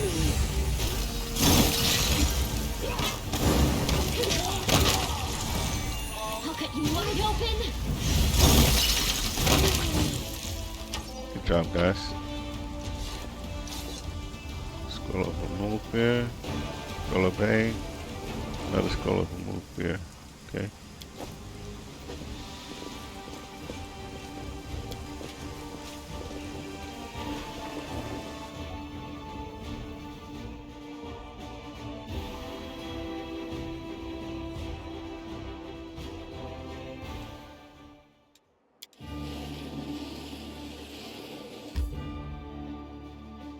Yes.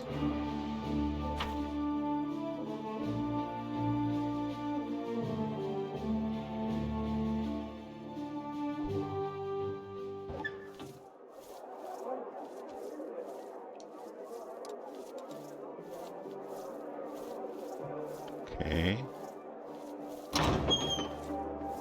I'm gone.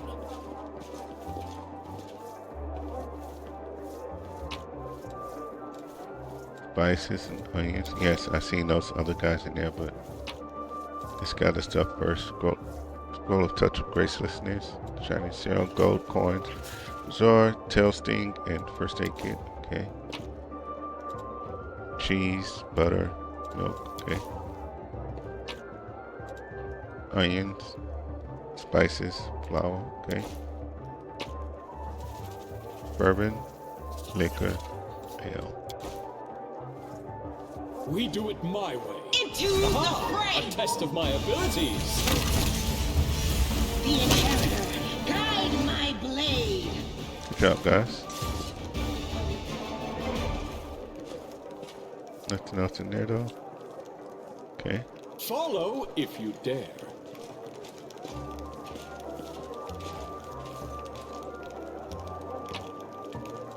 Okay.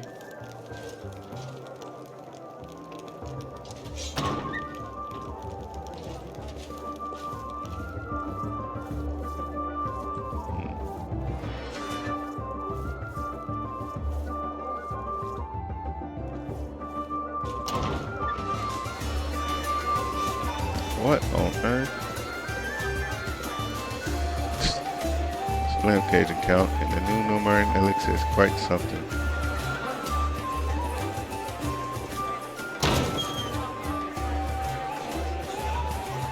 Oh look, such darling little creatures.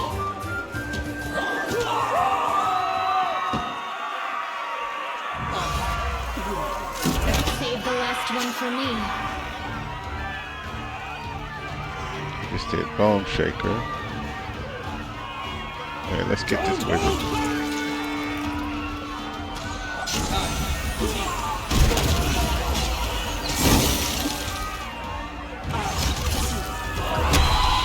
You've seen that?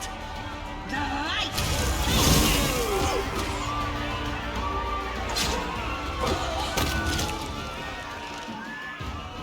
Okay.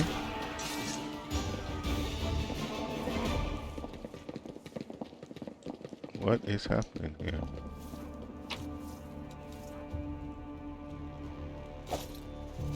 Decimation. Whenever this +1 cold iron No? barter it How about now? confirms a critical hit, it deals an additional 1 damage to Constitution. Okay.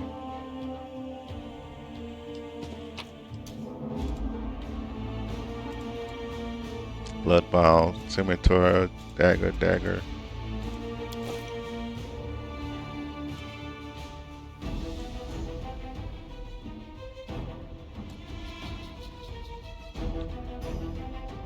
say. A success worthy of praise. Portrait of Galfin Mendev, ruler of the kingdom and founder of all crusades into the world. Okay.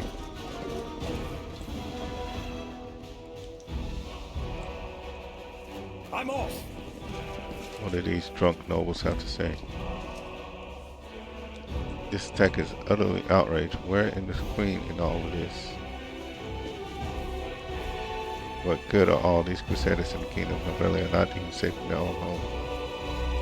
Okay.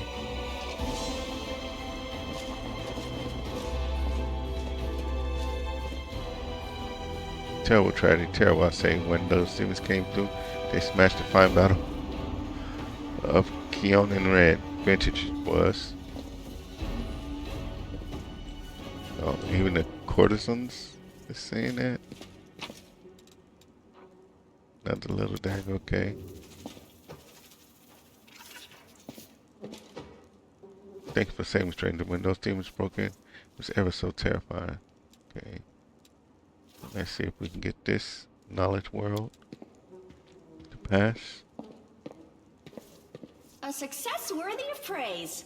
The intricate patterns of the harp depict the stars and moon and butterflies, the hallmarks of the goddess Desna. Okay. What's this musician got to say?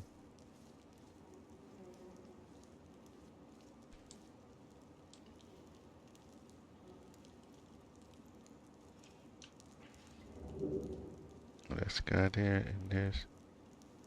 Let's talk to this chick first. Thank you, stranger. The young woman does not look at least the least bit scared. Her cheeks are flushed and her blue eyes are glittering.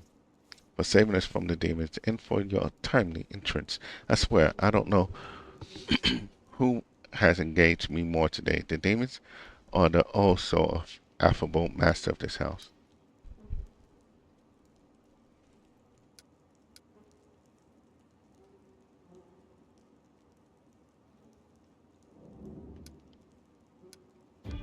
I'm a friend of Ilk's. He asked me to find you and protect you.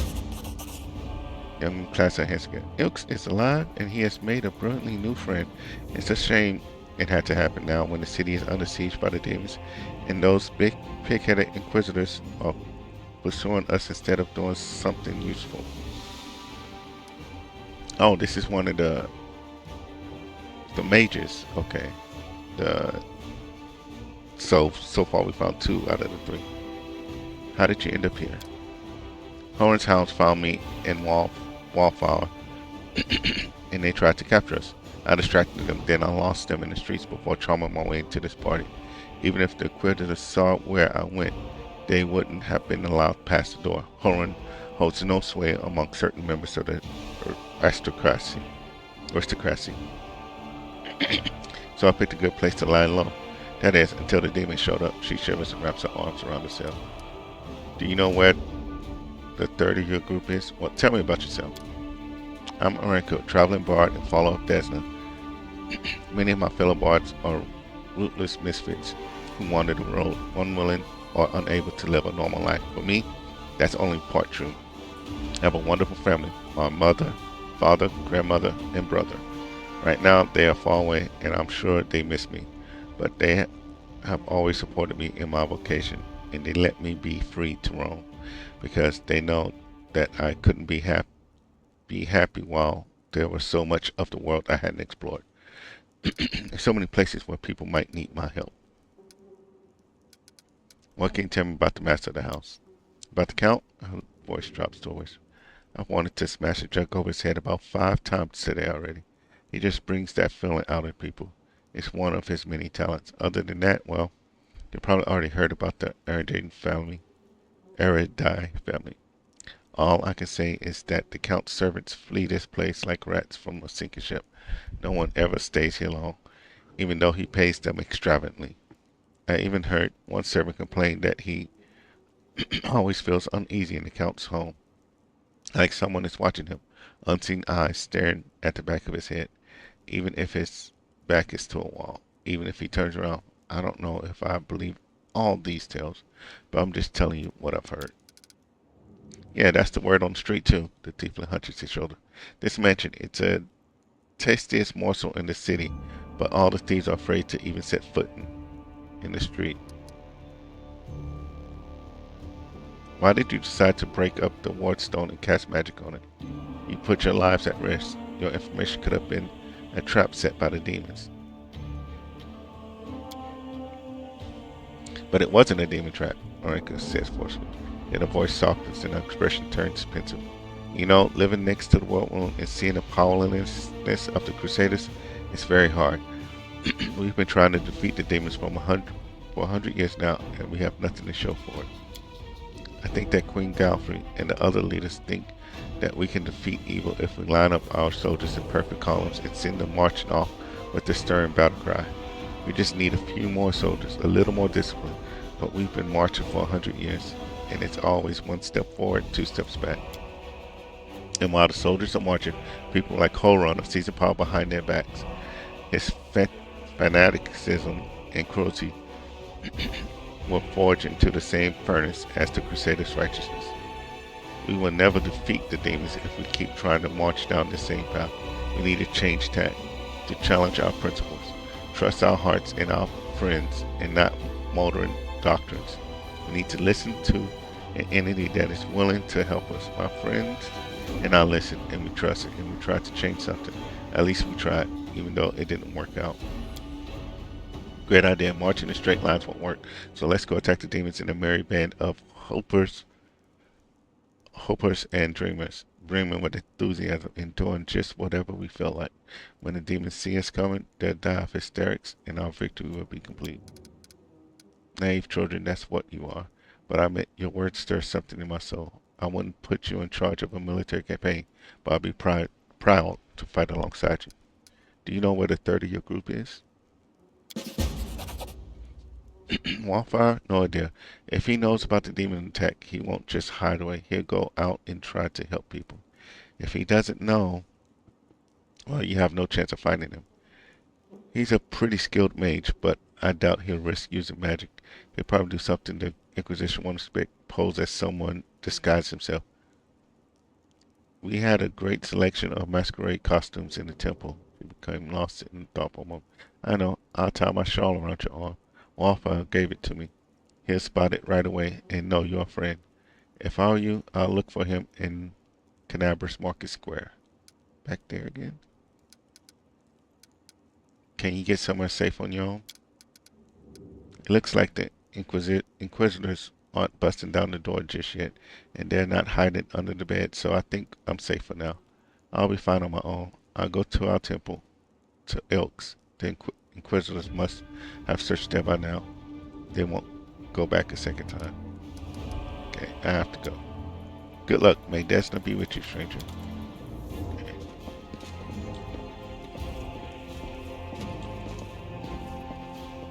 Yeah, all the same stuff. So where is... There you go. Greetings, valiant stranger who has just burst into my life. I am the master of this house, Count Daron Kale, myriad mellifluous monikers Aronde. No need to introduce yourself. I find remembering insignificant details, such as the name of passing acquaintances, such a bore. Great, another one of them. Wow, bona fide blue bloods and unparalleled aristocracy. All this makes me itch to do something really crass.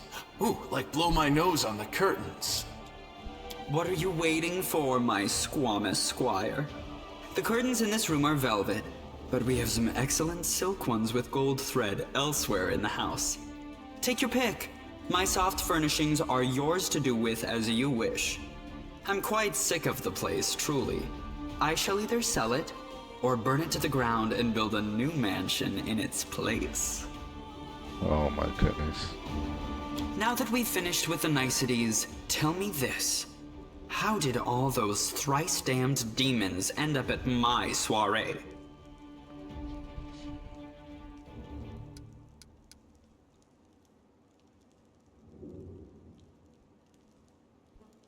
Canabras lies in ruins. Descardi killed Turandalev. The Wardstone has been captured, and you're asking me why demons gate crashed your party? Canabras in ruins. Descari. Well, well, well, and I was already lamenting the lack of excitement at my little banquet. Although it must have been tolerable enough if we didn't get notice of a great hulking demon attacking a dragon just outside the window.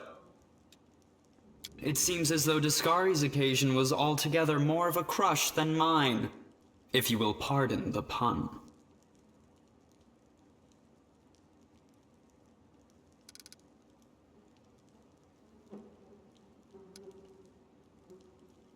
What should I know about you, Count? Apart from the fact that you're highborn and very rich.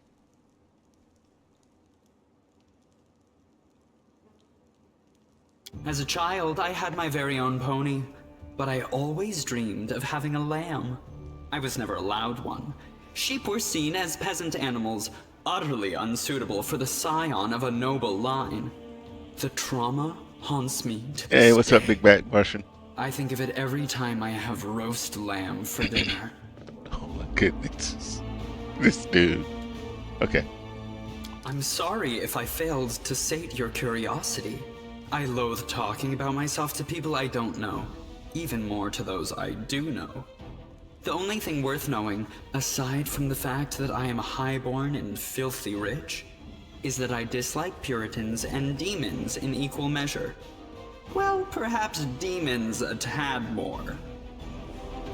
I hope your week ended well, Big Bad Russian.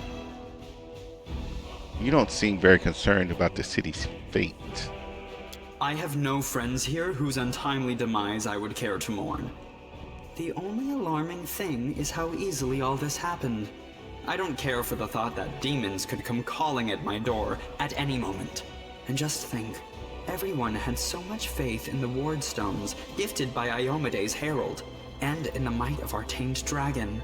As if there had been no Dresden or a dozen other routes where the demons overcame every defense. Something rough this bro looking fatigued.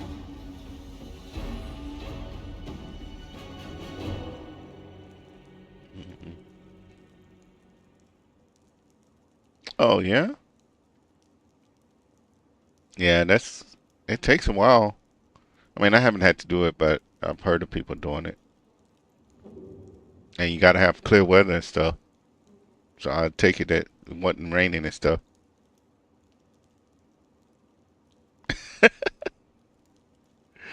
That's the way to do it. Hey, if you can get somebody else to do it for you, that's always the trick. Mm. The Arendes are one of the most ancient and noble families in Mendiv. They are related by blood to Queen Galfrey herself. The Count is the last remaining member of his dynasty. The rest all perished around 10 years ago. In the tragedy at the family seat, Heaven's Edge, the demons got past the defenses and massacred everyone inside. So he quoted you the total price that it would cost you to just get the mats. So yeah, I would go with that. Because yeah, the time, the labor and stuff, yeah, that sounds good to me, man. And I'm living in an apartment. I don't even have a driver to worry about, but that sounds good to me. I thank you for providing your friend with that helpful summary, my lady. I believe I've seen you before, with that hilarious buffoon Horgus Gwyrm. I sincerely hope you are not engaged in any kind of sordid arrangement with him. The thought of something so splendid in proximity to something so grotesque makes me feel quite ill. You deserve a better fate than that, no doubt. So, Your civility knows no bounds, Count. I most assuredly do not have any arrangement with Master Gwyrm.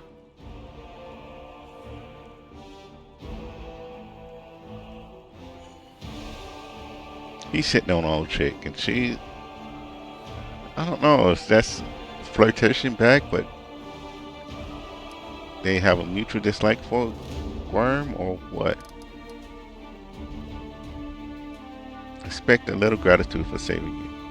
Of course, where are my manners? There. You can also poke about the house and claim whatever takes your fancy. Though I imagine some of you already had that in mind. Okay. I'm feeling very attacked right now. You can go to the Defender's Heart. It's under the protection of Erebeth Trebade and the Eagle Watch. I thank you for the invitation, but I am not quite as desperate as I may seem. At times, it is better to be surrounded by the repugnant mugs of demons than the sour and dour physiognomies of Iomede's righteous paladins. What? What about my physiognomy? Sour enough for his lordship? Don't worry, another few minutes with the dazzling count here, and it'll sour like week-old milk. What's this? An attractive paladin with a sense of humor? You're a veritable walking scandal. Okay. Either way, my mansion is now safe. I have a pair of half-decent guards. I just need to drag them out of the storeroom and bring them to their senses. I ordered them to drink a love potion, you see? For reasons which seemed extremely witty at the time and in the state of inebriation I then found myself in. They can guard the house while the valorous paladins beat back the demon assault. They will beat them back, yes? As regards myself, I feel like stretching my legs. I know rudimentary divine spells, I am no friend to demons, and I elevate any society that I deign to grace with my presence. I shall accompany you, only for a short time, of course. I have no desire to remain at the vanguard for a protracted period. What say you, my ephemeral but highly diverting acquaintance? After all, Lord Descari spoiled my party. I now burn with the desire to spoil his. Okay. These characters that they're giving us to join us are something else. Thoughts, guys? I don't like this guy much at all. Not even because of his personality, but just... I sense something dark about him. I understand that. I guess thumping him one next time he comes out with more aristocratic witterings is not allowed? All the more reason to take him with us. If we don't kill him, the demons surely will. Don't ask me. Having him tag along would be like going for a nighttime stroll through the back alleys with a diamond tiara on your head. Even I don't like that kind of attention. The Count's presence can only benefit us. I think we should say yes. Oh, of course she would say that. Huh? What? You're asking about whether to take this boy with you? The question lies outside the bounds of my interest. Okay, Nino. By the way, did you know that the young scions of noble families often sponsor the research of young scientists? What laudable passion for knowledge. True, the size of their donations bears a direct correlation to the hazardousness of the experiment being conducted. Yeah, he does prefer the dark holes, that's for sure. He doesn't look like a whiner, and he can hold his own, so he won't be dead weight. Okay, deal. Capital. Good acquaintances that begin and end at just the right moment often leave the most pleasant memories. Wouldn't you say? Who do I want to replace with you right now?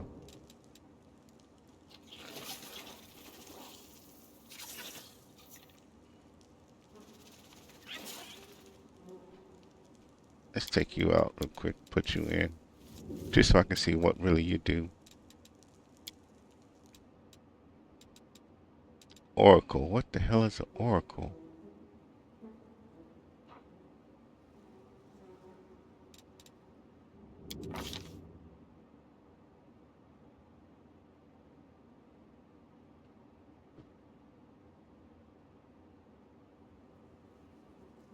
What?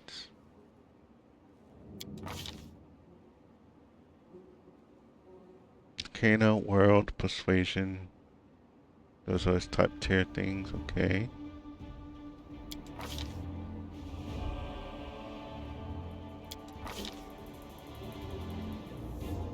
Neutral evil. Which sounds about right.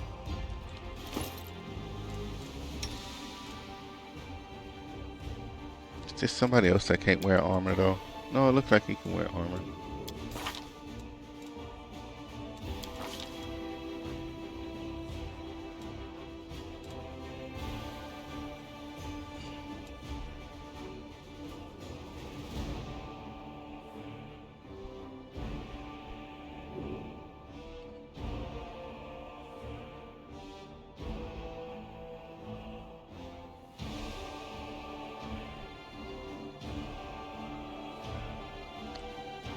I am lost in what are you actually doing?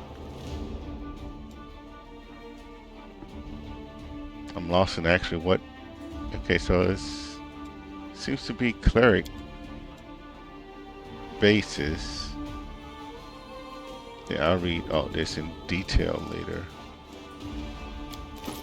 But you have like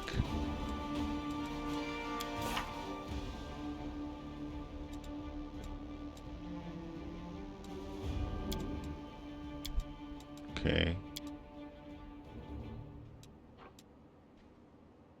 Like a sorcerer version of a cleric.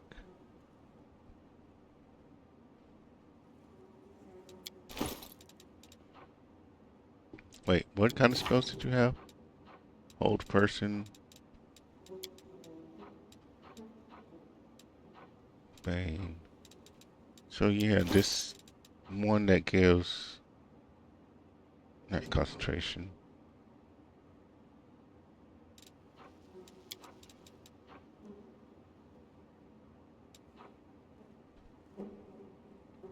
Dang it.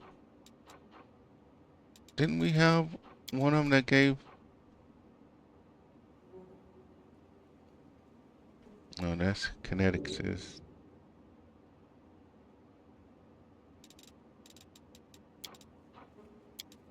I think I might have accidentally sold off the other suit of armor. Cause I could swear one of this.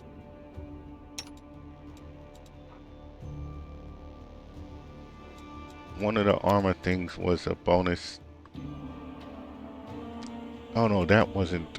That was the staff. Okay. That staff makes it harder, yeah.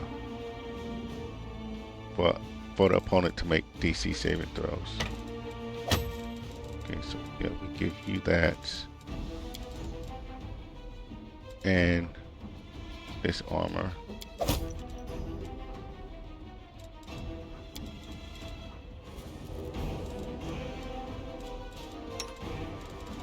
We'll take the ring for now. Okay. Now let's see what else. Already discovered that, right? Yep. Okay. Let's see what else is around this place.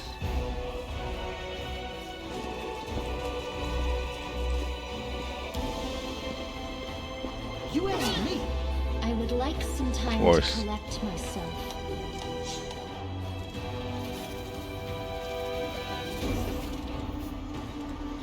Of course they failed that. Open your heart to me.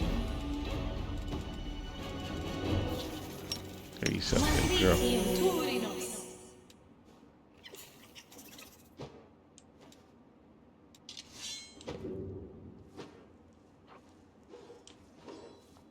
Okay.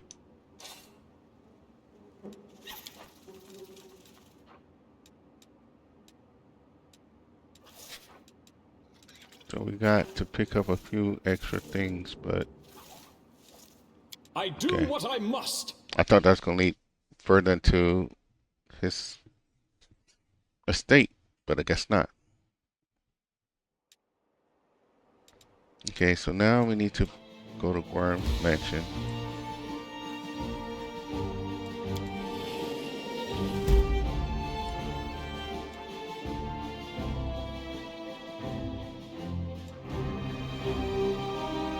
Let's just go to Worm's mansion, then we'll worry about the other stuff.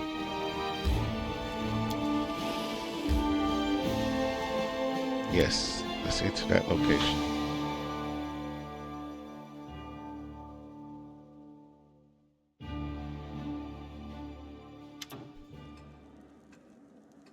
Oh, there you are, at last. You certainly took your time. I thought perhaps you got lost on the way here. I was already regretting not drawing you a map. His relief is palatable, even though his grousing. It's a tragedy to see one's house in such a sorry state, and I always had a few guards in my service, you know. I hope those blockheads died honorably and didn't simply flee at the first sign of danger. August turns toward the corridor with a pensive expression on his face. My manor, you see, contains several items that are of great value to me. I wish to retrieve them before they are discovered by my fellow citizens, who in the current chaos seem have taken to thieving and marauded like ducks to water. So here's what I want you to do. Take a stroll through my house, peek into the rooms, and if you find anyone, kill them on the spot. That'll teach any other opportunists to stay away from Hargus Worm's manor. While I was standing here by the entrance, I could clearly hear the sound of someone rooting away inside. Any possessions of mine you find in there, you can keep. It's all as good as lost to me anyway. When you're sure the house is empty, give me a signal from my sturdy window. Wave a torch around or something like that. You can decide when you get there. This should be good. I'm always up for poking around a fancy manor. I've done many things in my life, but playing the part of an intrepid mercenary rummaging through someone else's tasteless, decorated, and poorly planned mansion is novelty to me. How droll. Okay, this dude. I deeply regret that you had to participate in this, my dear Count. Come now, I love a good caper, even when the setting offends my aesthetic sensibilities. What are these valuable items that they're worth risking your life by going back to the manor? Never you mind, I'm paying you to clear out the ruffians inside, not to ask questions. Hugus glares at you for a few seconds before dropping his gaze. In any case, you'll learn what this is all about just as soon as you clear the way to my study for me. So restrain your curiosity for now. You're not coming with me? The very notion you think I hire guards to do my bidding just so I can put myself in danger along with them? No, no, no. I've taken on my fair share of risks already today. But all the same, you took the risk of coming here even though you were well aware of the danger. What is it that draws you here so strongly, like a moth to a flame? Camilla? That's enough. Ah, it seems I hit a sore spot. She quickly covers the smile that flirts across her face. Alright, I understand. Well, get on with it. Or are you waiting for a special order? I shall await your signal. And good luck in there, I suppose. Okay.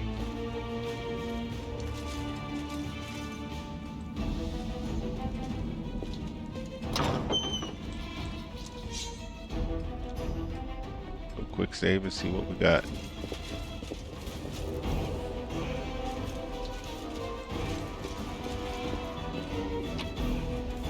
Okay, dart, beads, coin, gold coins. This way. I'm gone.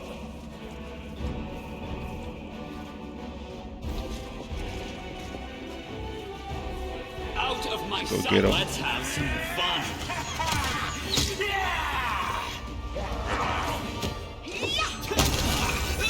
Cover me, all right? You've crossed the wrong mountain.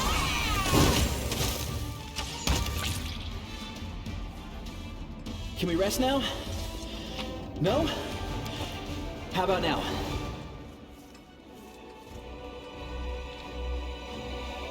Let's go ahead and get this lock open. This is my kind of work.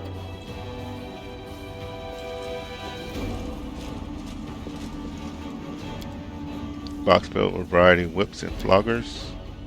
Set of collars and various sizes. Okay, we know what kind of room this is.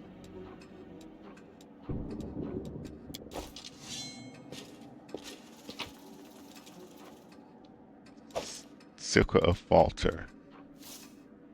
Whenever this +1 sickle lands a hit on enemy, the target must pass a reflex saving throw or become staggered for 1 round. Okay. Chains, handcuffs, shackles, a collection of to rival prisoners. Yeah, we know what room this is. Is there any other hidden loot in here though? Nobody's finding anything. Okay.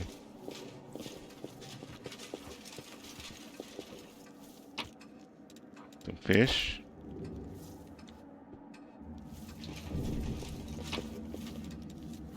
Now we get an onion soup recipe. Purifies edible moss and flour. Alright, let's take a look at the recipe real quick before I forget.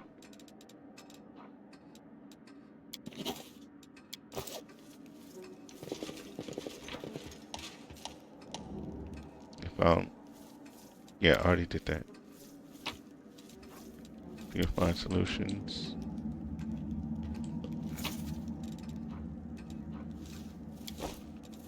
I'm always ready.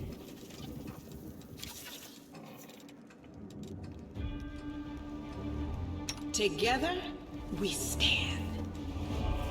Okay. Tainted fowl. Okay.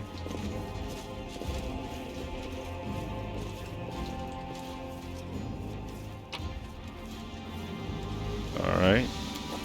We do it my way.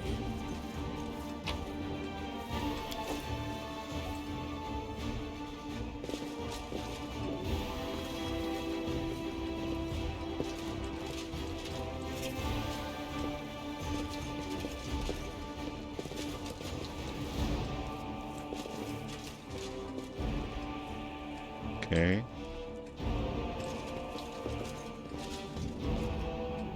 You won't The life survive ends me. here.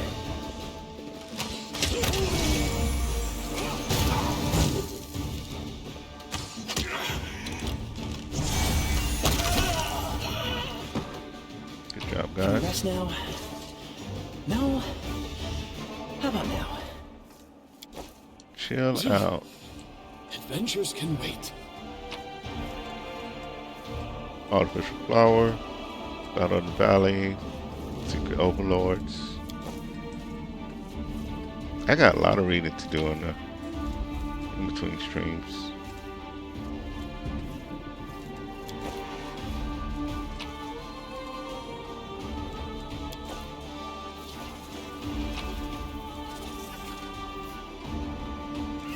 Some of these seem like they're duplicates though.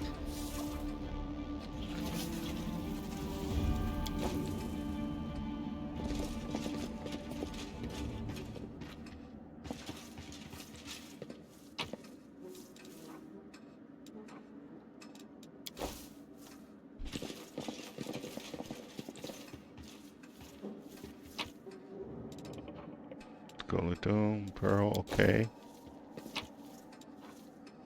Dazzle Revolution, Shadow of Absalom, okay.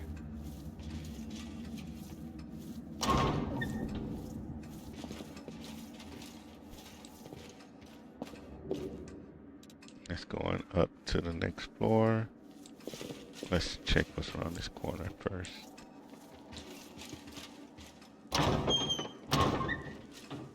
There's something here. Okay. Great.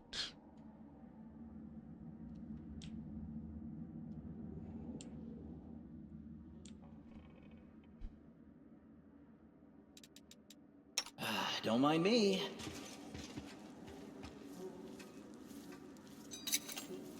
Pretty good, aren't I? There we go.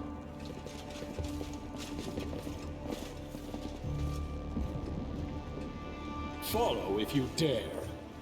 Okay. Find, hide, and go.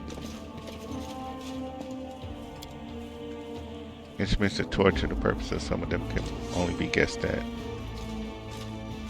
I'm off.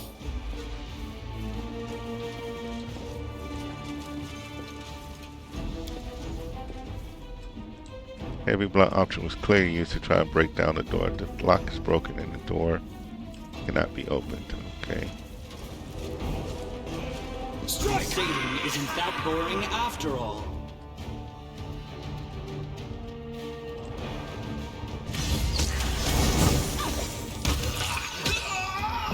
Endure this!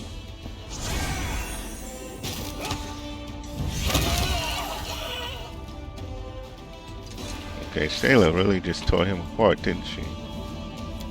That's all good though.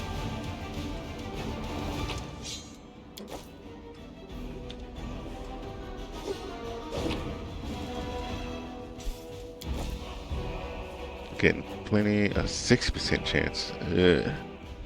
Come on, get some rolls. Good rolls. Just don't blame me. This is my kind of work. Alright, what is this? Silver robe. +1 against all saving throws against fear effects. Okay. And it's clothing, so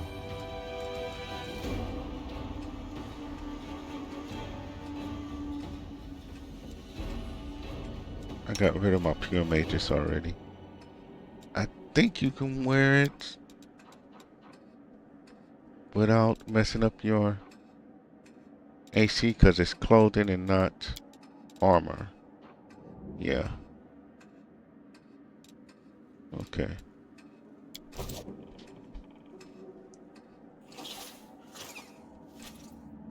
Alright.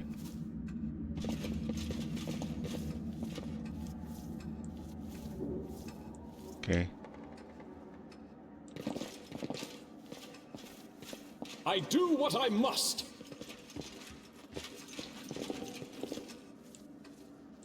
What is here?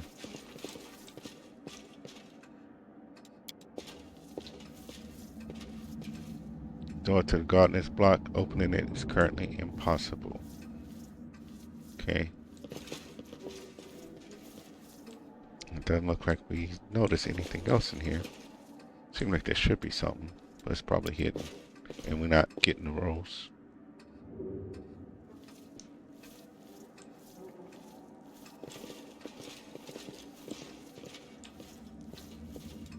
Okay, what's over here? Door is locked by some unusual magical means. There's no lock to be seen. Okay.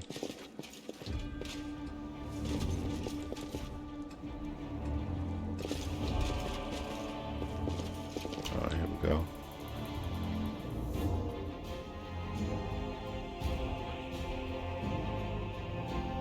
Make every strike count. Yet another obstacle.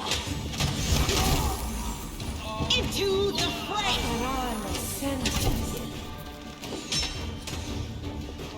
She tried to do bless and we hit her just in time to keep her Pineapple. from being able to do it.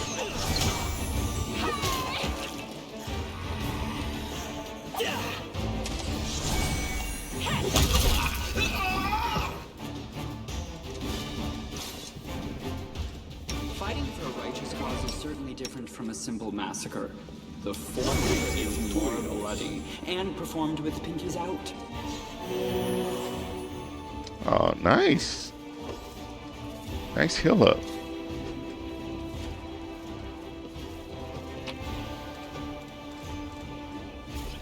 Okay, some more scrolls and gear that we can't really use.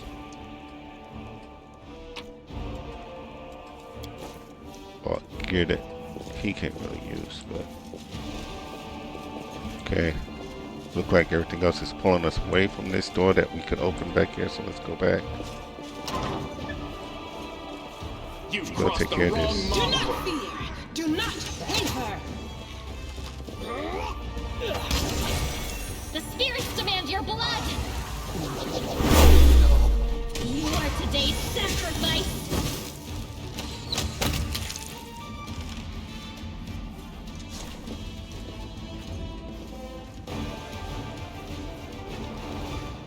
Okay, I know our guy's still feared, but he'll get over it.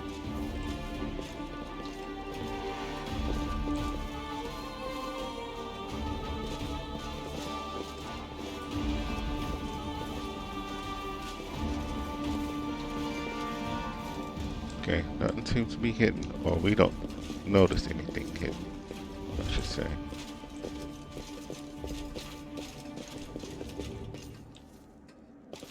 This will be quick. A Slayer. Half Orc, level 7. You should have run!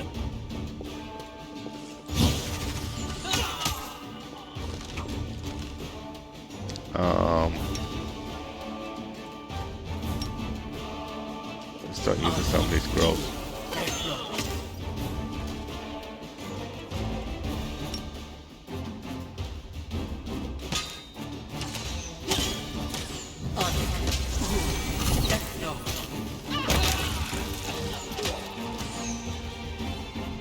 This will hurt! I found something. Okay. You need to heal me up.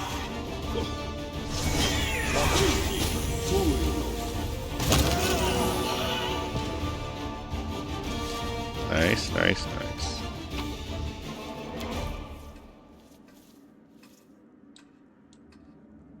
Nice heel hook. I don't know what I said now. I don't even remember what I was talking about. Probably something that I just seen in the game, but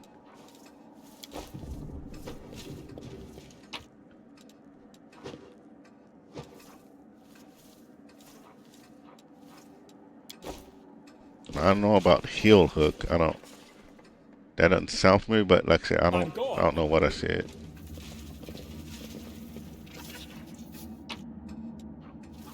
Displacement. Nice. Remove disease. Stone skin. Nice. So some scrolls for our usage.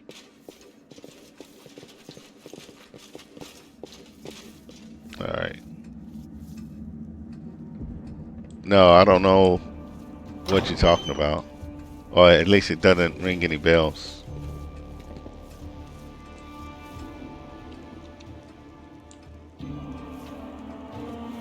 Talking about like a fishing heel hook?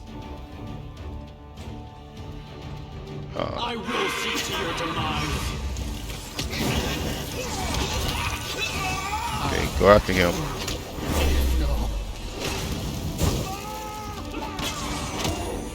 And a Babaru too, huh?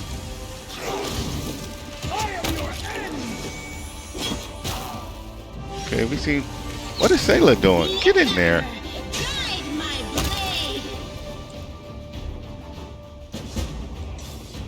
Oh, okay.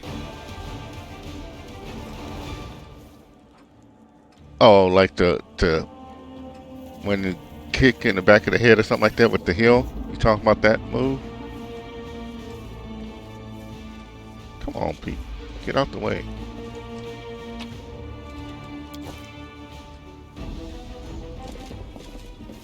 Oh, okay. I don't know then. I have to. Oh, okay.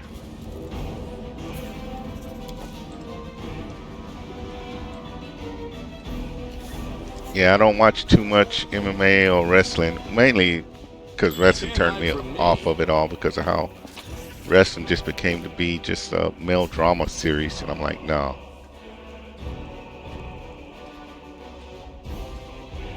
Yeah.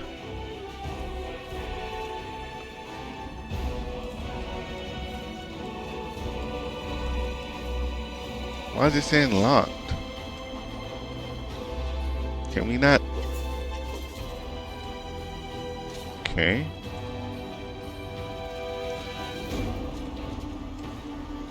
Oh, this is... Dang it! Why didn't anybody see that trap?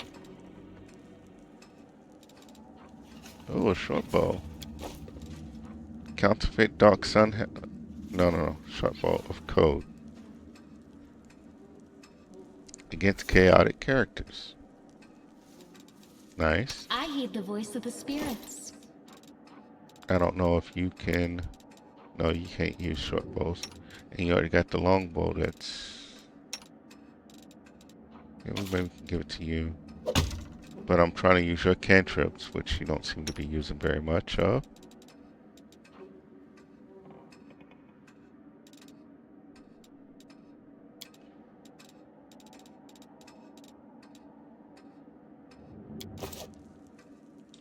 Okay. Let's double check that there's not other stuff back in this corner. We do it my way. Let's give the signal then.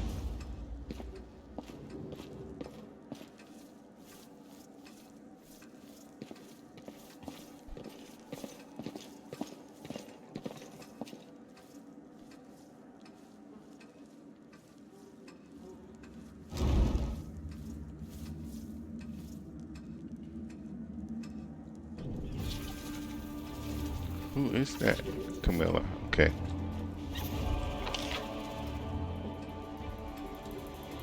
We're just trying to make sure we're not missing anything, but okay.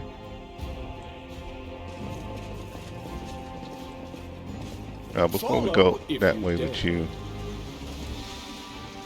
let's go over here. He did say we could take whatever in the house, right? This is my kind of work. Breastplate +1.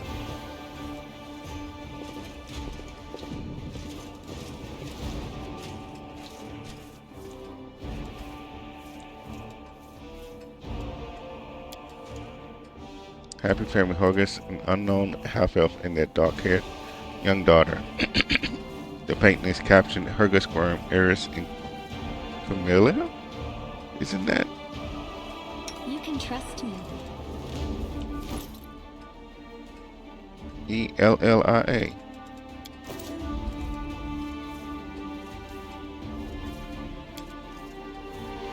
Painting depicts a thin, blonde boy with sickly pale skin. The caption reads, Horgus Worm, 9 years of age.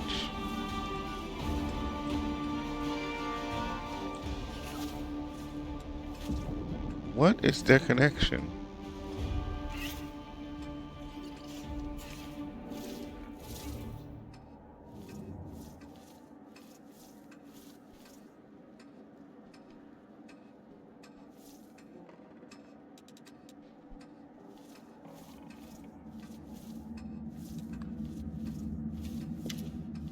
The paintings are right where I left them. Very good. Horgus Worm thanks you for your help. Succeed at a perception check. There's something off about the paintings in front of you. The blonde-haired boy in the Worm family colors doesn't look like Horgus in the least. The family portrait depicts Horgus alongside an unknown half-elf woman and a little girl who bears a striking resemblance to Camilla. Who is that in the painting, Horgus? So you've noticed.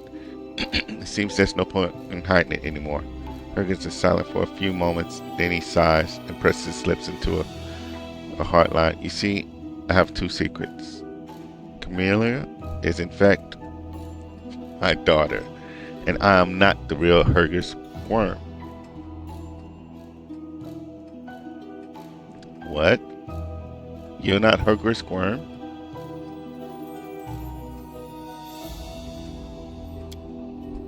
My real name is Darian Witt. My parents were the servants of the real Worms at their mansion on the eastern edge of Mendel. The Worms were generous and noble, but short-sighted. They burned through most of their fortune on charity, when instead they should have taken better care of guarding the mansion.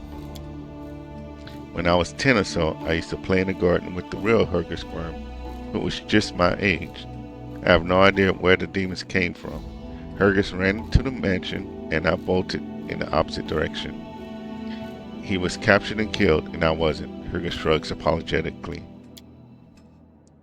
Crusaders came from the nearest city to aid us, but I was the only one who survived.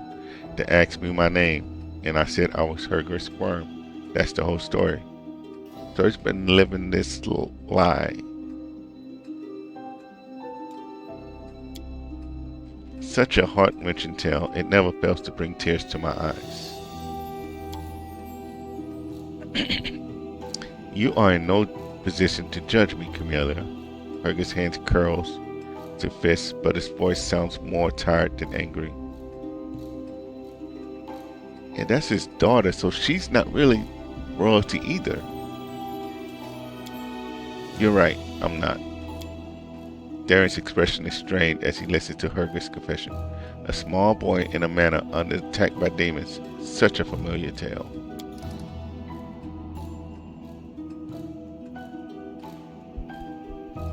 Mendel has many such tales, but there are rarely any survivors.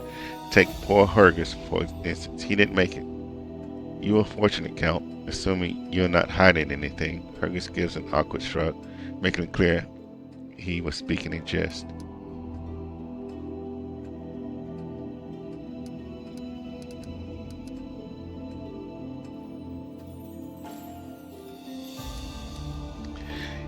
Yeah, I'm gonna go with good with this one. You were just a scared child. I have nothing but sympathy for you. Besides, your lies didn't hurt anyone. Actually, it kind of brought you guys up. And you said that you're helping out the city earlier by smuggling weapons and goods to the guard. So you're not that much of a pompous ass. Okay. He seemed surprised, as if he had been expecting a much stronger reaction. Never mind. I'd only like to assure you that your claim about not hurting anyone is absolutely correct. The vast fortunes of the Worms had no rightful heirs. If there had been any heirs, I would most definitely have transferred ownership to them. But hold up. Is he given to the poor?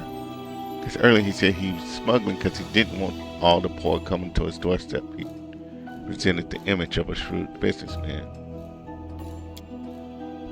You committed a crime, and since then you have tried to atone. But let me guess, no matter how much good you do, the guilt stays with you. It's true. How do you know this? I also made a mistake as a child. Mine was much more serious than yours.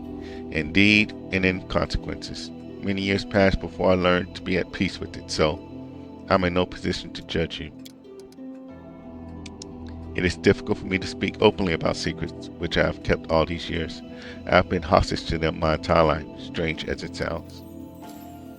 Camilla is your daughter. Yes, illegitimate, that is to say.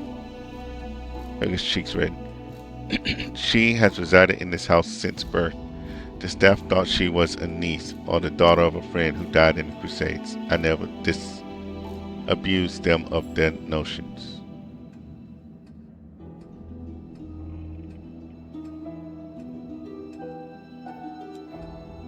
So you hid the fact that she is your daughter. Her mother, Iris, was a half-elf of humble origins. She worked in the gardens here. I wanted to unite the Worm family with another noble line. The Worm name could not be permitted to mix with commoners and hereby plunge it to the insignificance. Iris did not protest, and we successfully hid our connection. And when Camilla was born, I did not claim her as my own. As far as Mendev knows, Camilla is the daughter of a Worm family servant who died over 10 years ago.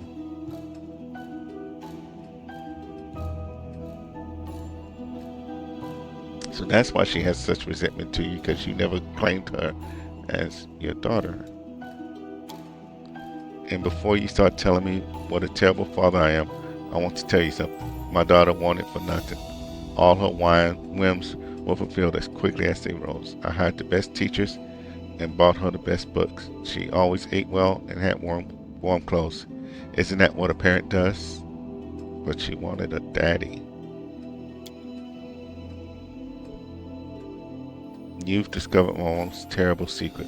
Father cares so much about the Worm name that he raised me in our mansion, hiding me away from the whole world.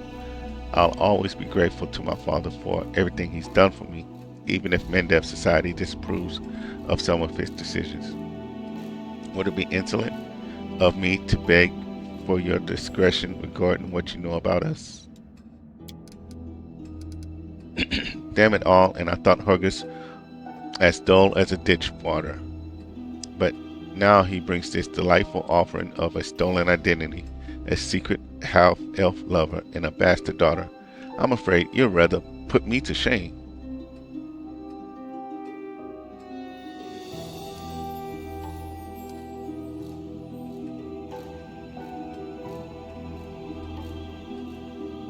What's it like to live your whole life under someone else's name? When I was a boy, I used to hate Hurgus, the condescensions most of all, the pity on his face, his smile when he called me to join him in his games. The difference in our birthright wasn't fair. Envy clouded my mind. When the demons killed him and not me, and I thought it was a gift of fate, I seized my good fortune with both hands and never let go. When I told them my name was Hurgus Worm, the only heir to the vast fortune of the Worm family, on that day life was fair. Unfortunately, it took me many years to see the generosity behind the condensations and feel the compassion behind the pity. I discovered far too late that Hergers was my friend, even when I didn't feel myself his. I never accepted the hand of friendship he offered until it was far too late. But now what can I do? Reveal the truth, reject the name, and allow it to sink into oblivion? Would my friend Hergers want this? He shakes his head, tired. I bear the name of Hergers Worm with the pride and dignity it deserves. As a banner on a battlefield, I will multiply its merits. The Worm family will not be forgotten. I still serve Hergers Worm. Hergers attempts to smile, but the result is pathetic. I promise to keep your secret, Camilla. A hint of a smile plays on Camilla's mouth. Please accept my humblest thanks. Hergers casts a weary look at her, but remains silent. What are you planning to do now?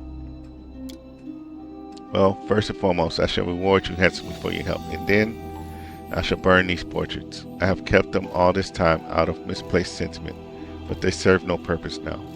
My ravaged home will likely be picked to the bone, and this secret room will inevitably be discovered. I don't want these paintings to be seen by anyone else. I see. Well, you certainly earned your payment. Here, it was a pleasure doing business with you. 1,000 gold. Hergers is silent for a while. Camilla, I can tell from your face that you enjoyed fighting the demons in this worthy party. I only ask one thing. Are you certain? Camilla doesn't answer but looks at Hergers with a half smile lingering on her lips. Well then, clearly I can no longer keep you safe. Our house is destroyed, our servants scattered or dead. He stares into his daughter's face as though he is seeking the answer to an unasked question. Then he turns his attention to you. But now, follow me. We'll make sure that no one ever again discovers the secrets of Hergers Worm.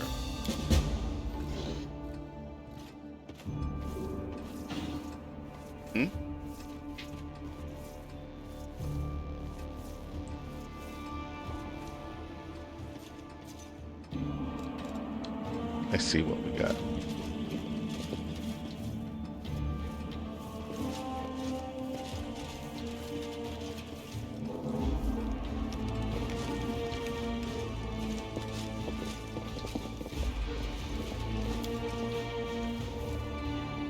Scorched frames and burned canvases. No one will know what these paintings showed. Okay.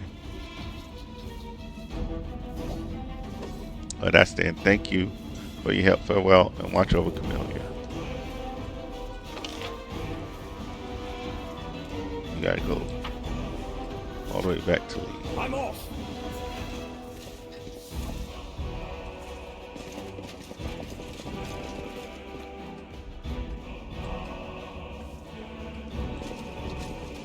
I do what I must.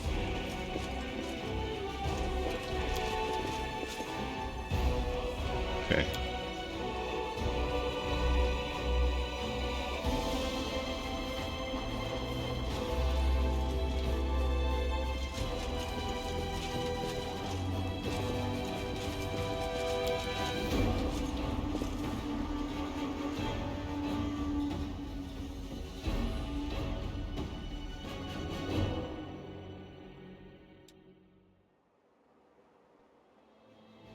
Okay, let's check out this failed ritual site.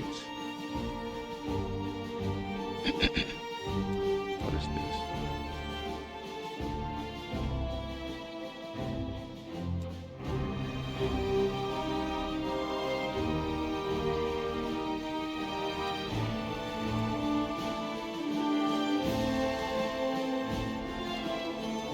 So the Great Garrison.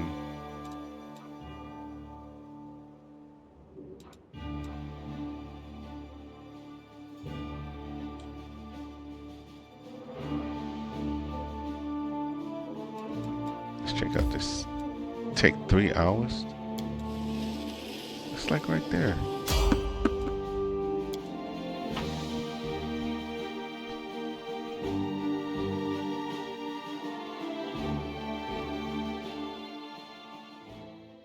Did we find trouble? No. Oh, They did. great. We are like right in the middle of it all.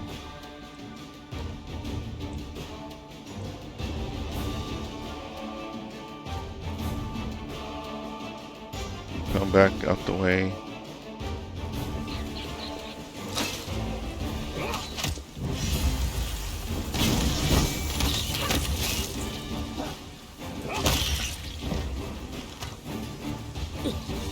Adventures can wait.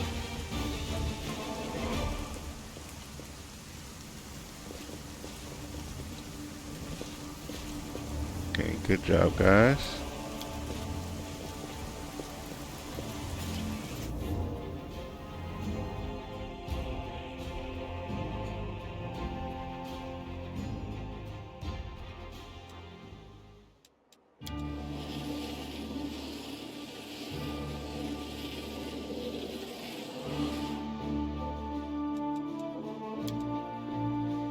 Okay.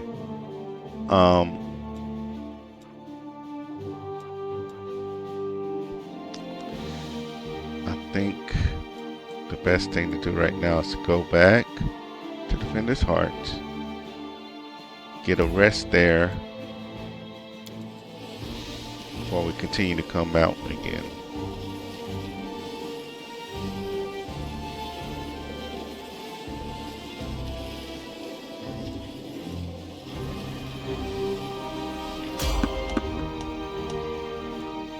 Okay, another fight.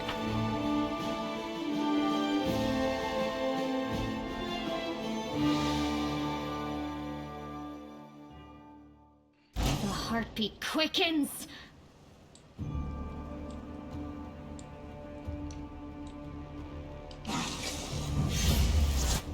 No. Shouldn't you have...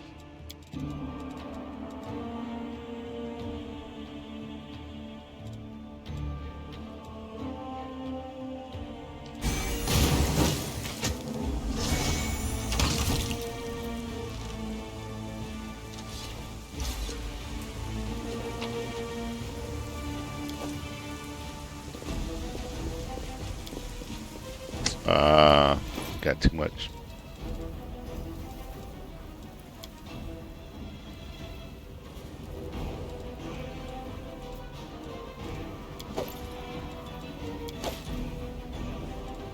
Okay.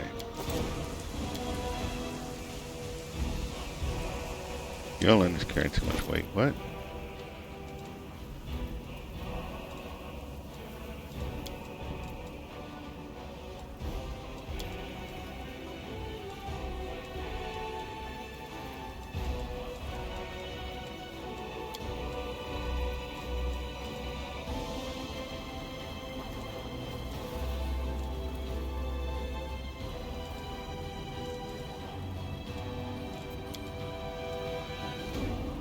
Can't be unequipped. Okay.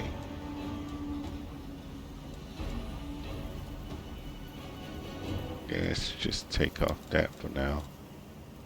Hopefully we can make it. I'm gone.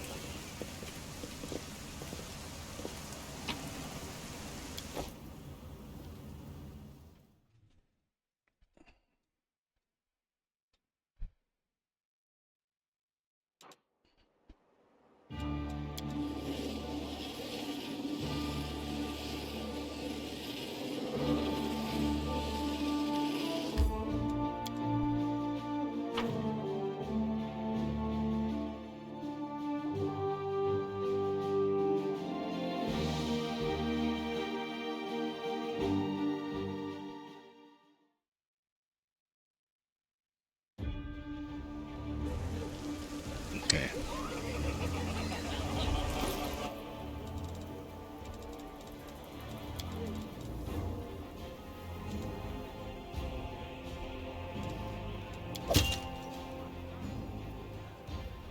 Okay.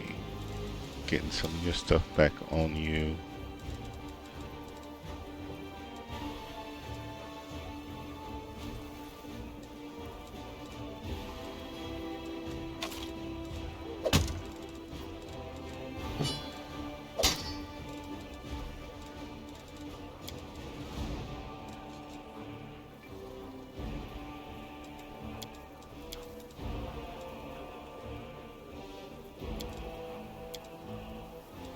Okay.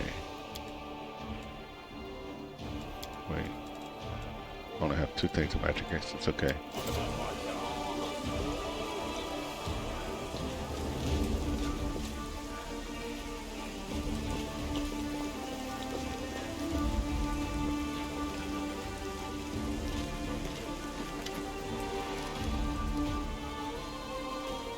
If you know who's who in the city, maybe you can tell me something about Count Aaron Day.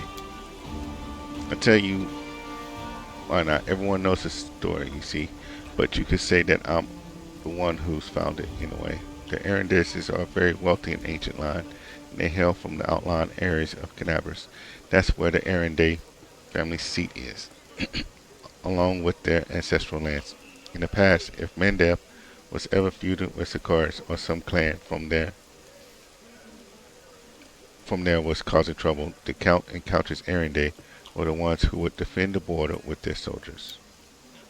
Their main residence was called Heaven's Edge. It still stands to this day north of here on the road towards Dresden, but no one lives there now. Around 10 or so years ago, there was a grand celebration held at the estate. The mother and the guardian of the current Count invited the great and the good to celebrate his birthday. The entire Arendelle clan was there, as well as many other nobles. And then, without warning, the demons struck. Clearly, they couldn't ignore such a perfect opportunity to cut down so many of Mendev's great dynasties in one fell swoop. There was even a chance that the queen herself would make an appearance, for she was related to the count as well. Well, when no news came from the state, a troop of inquisitors was sent to investigate. They forced open the gates and discovered a manor full of corpses. They all perished, Jordan said softly. The servants, the guards, the guests, including some of Iomede's chosen clerics and paladins. The demons had unleashed a magical plague, terrifying and strange, the likes of which hadn't been seen before or since. And among all this was young Darren Arendelle, the only survivor. The Count had a talent for divine magic since his youth, healing magic in particular, and that must be why he didn't die along with the rest. He couldn't explain how he survived the disease. I saw him that day when they brought him into the city, pale and barely conscious of his surroundings. So that's the story. Since then, Heaven's Edge has stood abandoned, sealed off to the outside world. People are still afraid to go near the place. Okay, show me yours. Bulk selling. Let's get rid of some of this stuff again.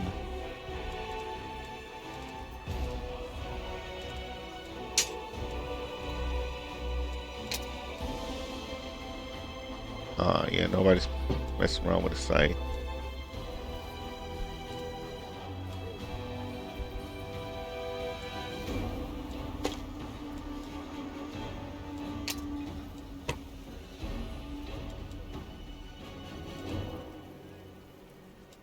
Nobody's using that.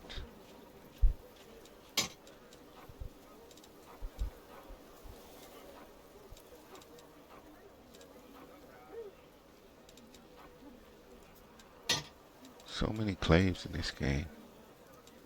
Keep popping up on us.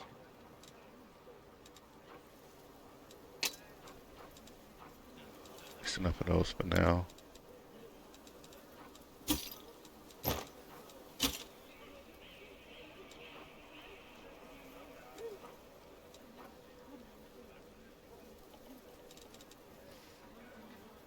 Okay.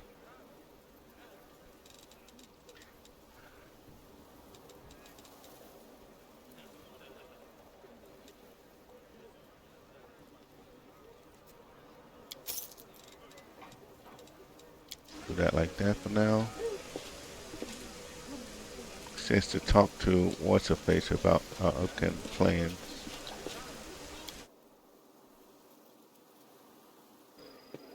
That's one of the journal entries, right?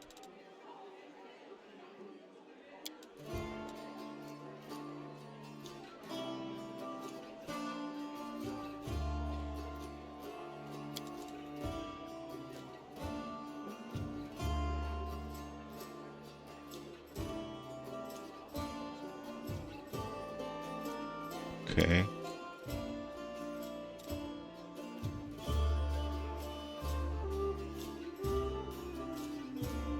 I wonder if we can get more people though.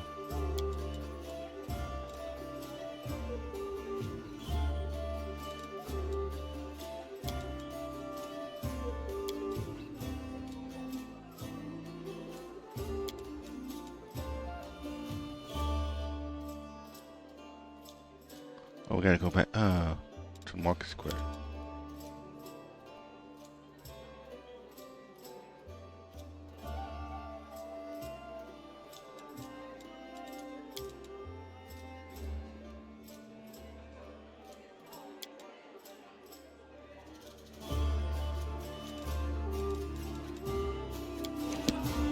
Okay.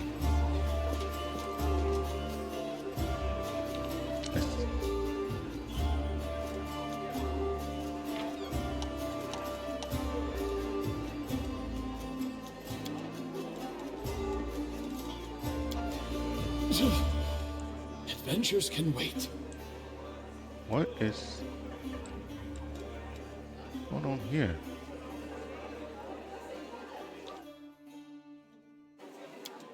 The demons were killed recently, no doubt about that, but it's not clear if it happened here or if the bodies were brought here from elsewhere. What the freak?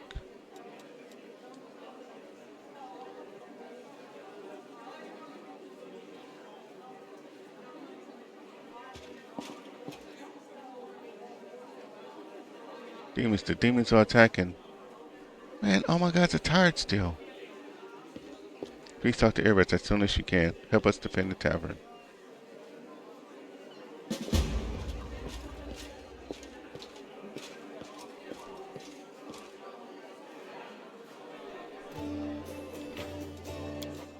Okay, let's do a save here. Because I want to see if we can get some rest first. Let's look at everybody's spells. To make sure, I'm mainly just looking to see that nobody has blank spots in their spell. Okay.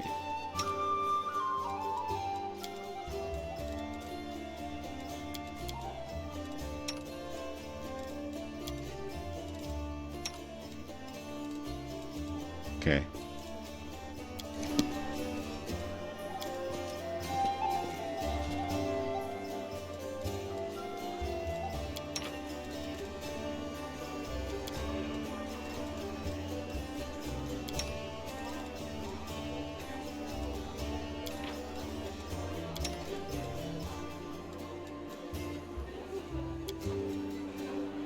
Did you break another one of the straps on your armor? Here, let me show you another knot. It's just as good, but it won't fray so quickly. Whoa, thanks. Show me that again. Okay. 9 hours. I don't know if that's...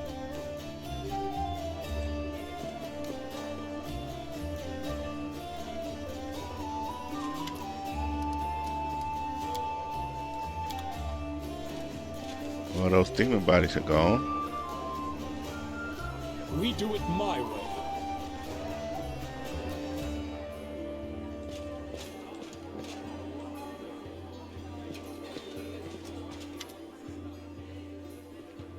The razor's sharpness, she is on edge, evident in the way she checks the fasteners of armor over.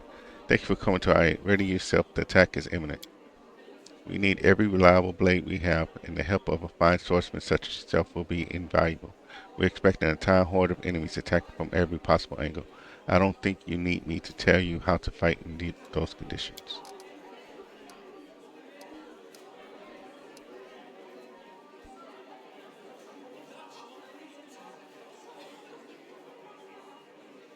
Also, please keep in mind, according to my sources, a master alchemist called Orthorebo has recently arrived in the city.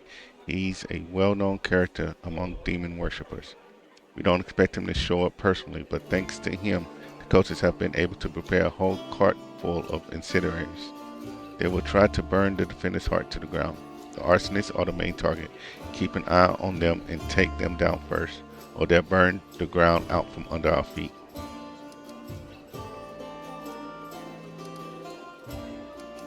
What's the situation? We're primed and ready to defend this place. The enemy is keeping quiet, but don't be fooled by the lure. Demons have the tavern surrounded. They could strike at any moment. You teach that even the smallest of fortifications can become an indestructible stronghold in the path to evil. Stand with us in this battle. Gigantic wings speak somewhere far away, and metallic scales ring with the silvery chime. Apsu has heard your prayer. Aomade, help us all. This battle won't be easy. Okay, that's our healer. She has helped us out in the past, but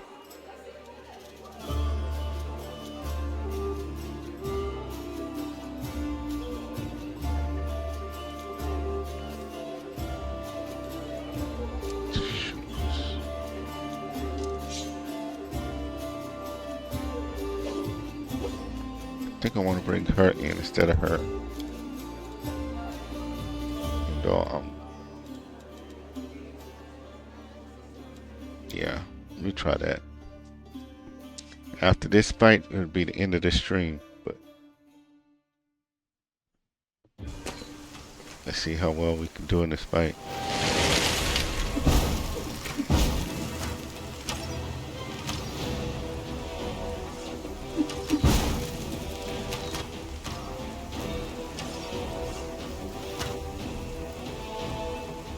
Okay.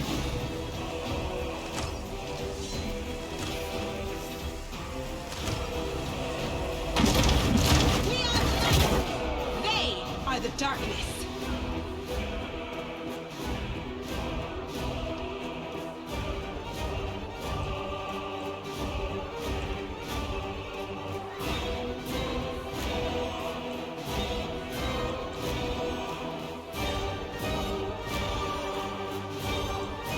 They got ladders too, bringing people up. Okay.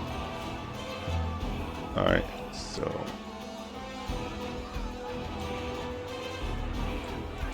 should go that way.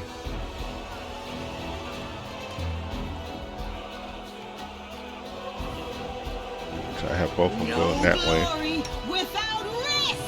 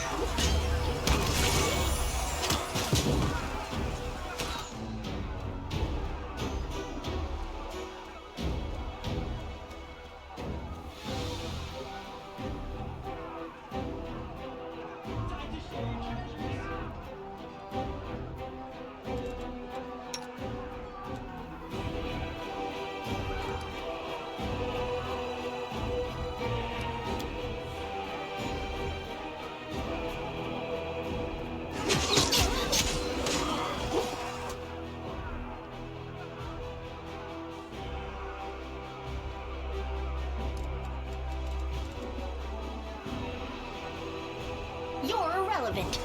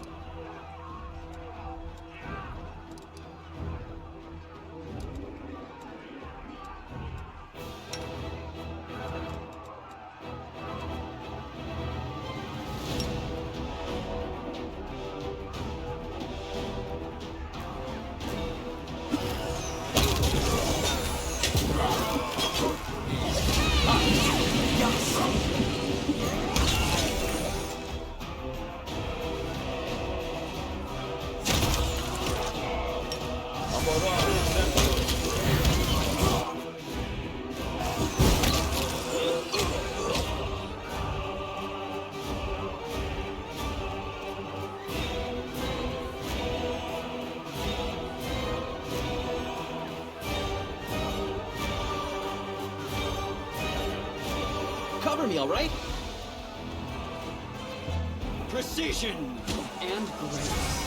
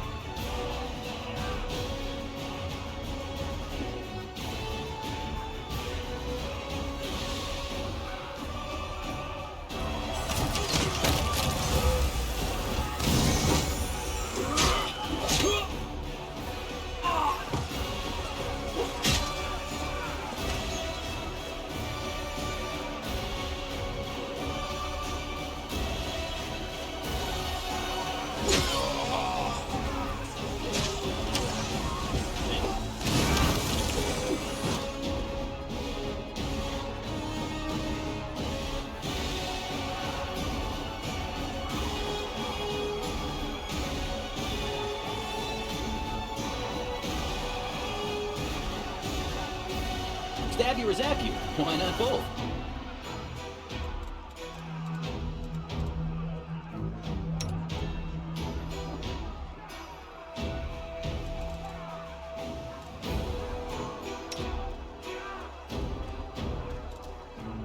I'll make short work of this.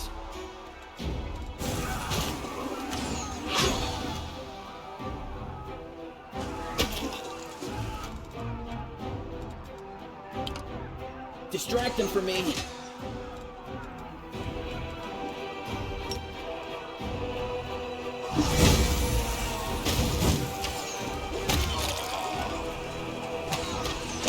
Your performance is lacking. You are lacking.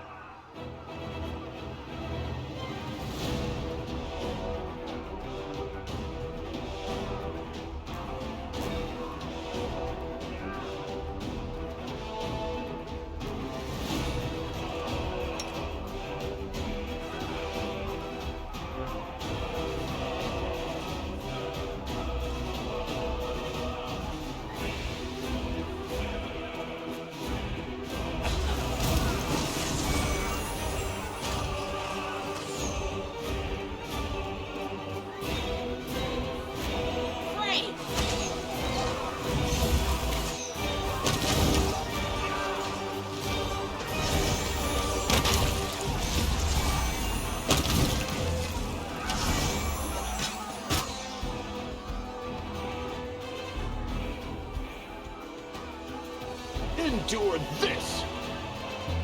The Inheritor, guide my blade! Is this a mock fight?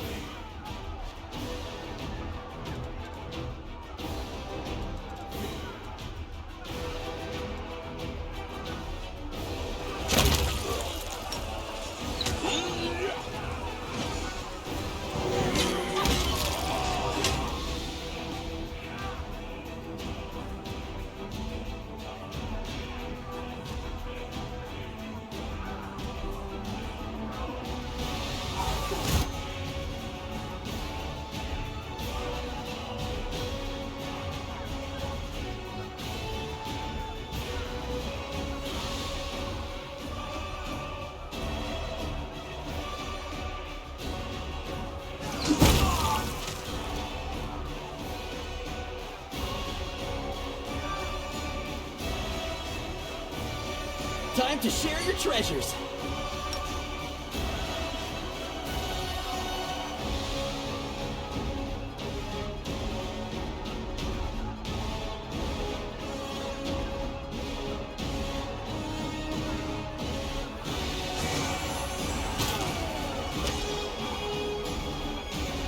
Make every strike count.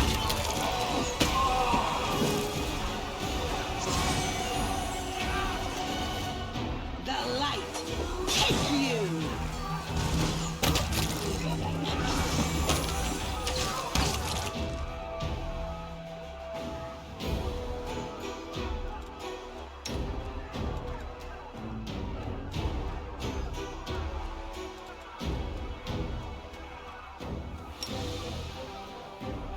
Okay, we can do that.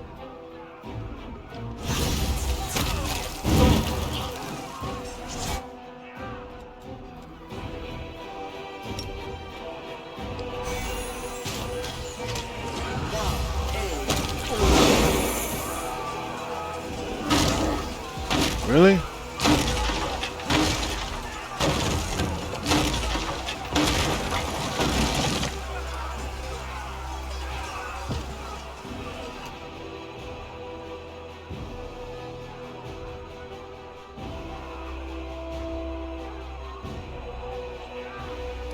We gotta do something about them too now.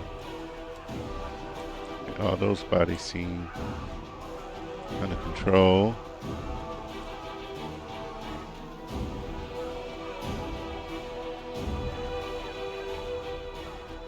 I need you to bring her up. Can you heal her?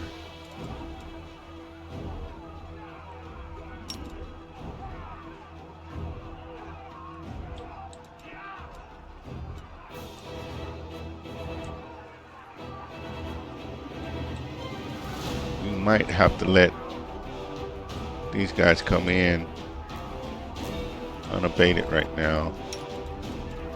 I don't think I have anything.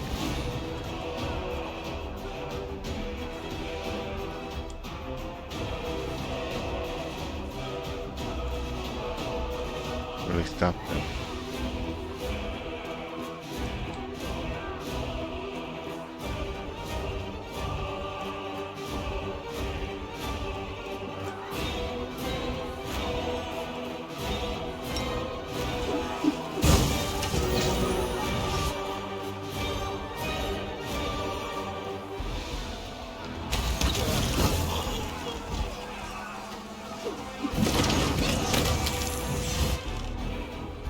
Okay.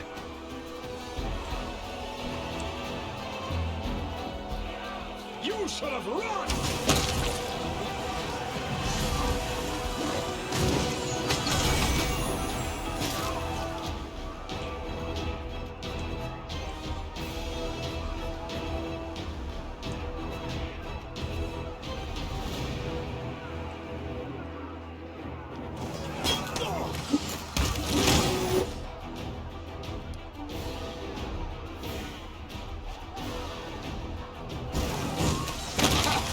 Did you see that?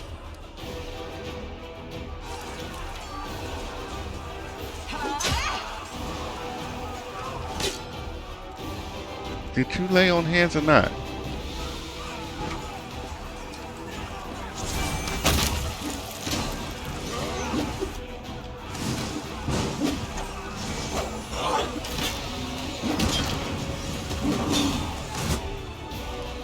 We lost a defense. But who? Cover me, all right?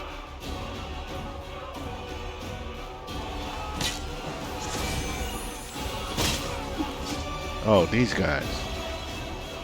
Okay.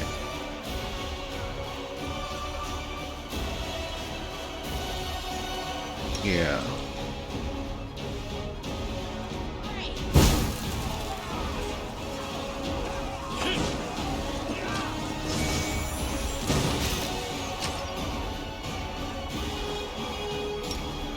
This thing refuses to cooperate. Oh, that grease finally wear off. Dang it.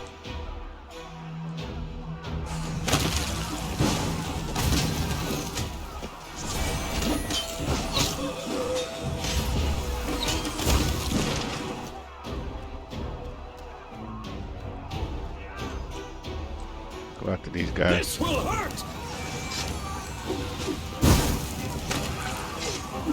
No retreat! No? Where are you?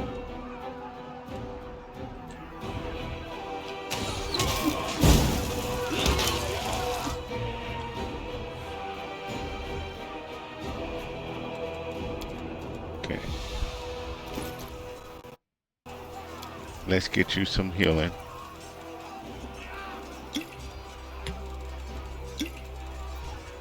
I really want to get the wizard up, but that doesn't. What the? Not. I want to get healing to you. And you can take some more healing stuff too.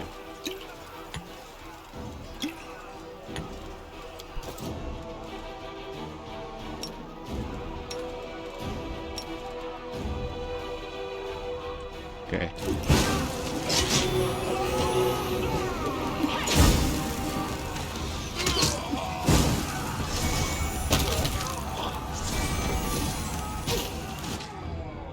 Don't hold back!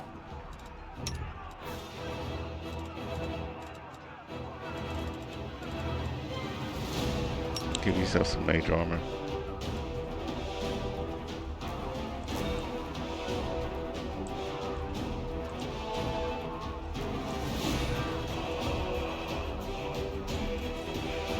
We lost 2 defenses.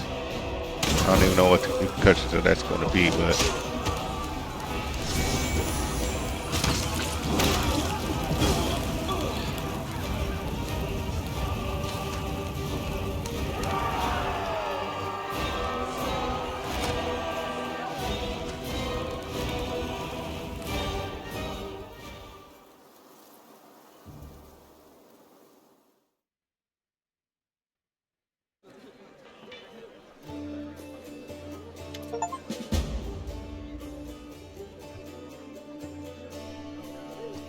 it is now time to attack. Okay.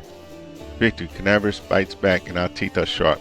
Erebit is glowing with zeal and she raises her fist in triumph. Now we take the fight to them. What are our losses?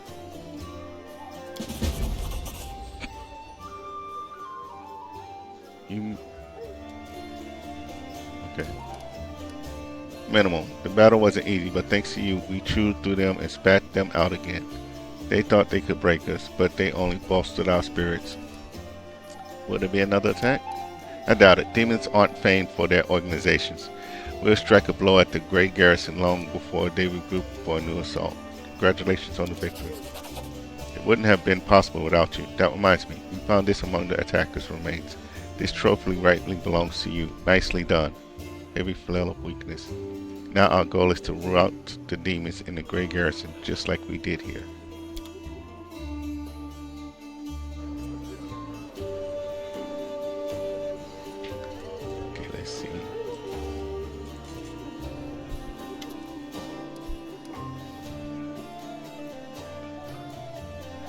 I thank you for saving the esteemed citizens of Cannabis, even though not all of them deserve to be saved. May Iomade forgive my words. Ibris cast a meaningful look at Count Arende, sitting at a nearby table. I don't really mean that, of course. I just never failed to be astounded by the way that good people seem to perish, while the not so good prove to be incredibly, amazingly enduring. What's your problem with Darian? Is there bad blood between you two? Oh no, nothing like that. I think he dislikes all paladins equally. But the real question is, who does he like? Only his hanger-ons, I'd wager. The Count has a certain reputation in Mendev. He's not a pleasant individual by any means, but he's not known for any particular villainy either. The Count enjoys a life of leisure around, surrounded by a gaggle of psychopaths who are always eager to badmouth the Queen at his command. He likes settling scores too. There was a hero of the First Crusade, Sir Lance, a kind and honest man. After the end of his glorious career as a soldier, he became a wise mentor to the younger generations. He ran afoul of the Count somehow, perhaps by lecturing him about his idle lifestyle and lack of purpose. When Sir Lance died, the Count managed to buy a portion of his estate and ordered the knight helmet to be reforged into a chamber pot. And of course, he didn't keep his little joke private. The Queen was particularly affronted by it because Sir Lance used to be her most loyal comrade in arms. I was there receiving an assignment from Her Majesty and witnessed the exact moment she found out about the helmet's fate. It's a small thing, but I could see the Queen's anguish at the travesty that had been made of her friend's legacy. That's what our Count is like as a person. And as for his talent for survival, do you know the story of Heaven's Edge? He was the only member of his family to escape with his life when the demons unleashed a magical plague on the Arende estate.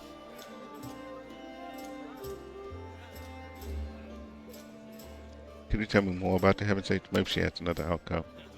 I don't know all the details. It happened a while ago, but when I was a mercenary and had nothing to do with Canaveras. I only knew that there was a grand feast in honor of Darian's birthday, and all his relatives were invited, along with a few other distinguished guests. Everyone died from a mysterious disease someone had unleashed on the estate, including the servants, the guards, and a number of clerics and paladins. But the young Count survived because of his healing ability, I suppose. Darian does possess an unusually brilliant talent, even if the application of his skills leaves much to be desired. Why is he trying to provoke the Queen? Who knows? It could be some family matter. The Count is Her Majesty's cousin twice removed or something like that. But I think he simply enjoys infuriating people, Crusaders and Iomede's servants especially. Thank you for telling me all this. My pleasure. I'm sorry you had to endure my grumbling. Watching these things happen to my city has put me in a foul mood. What is our strategy for the attack on the great garrison?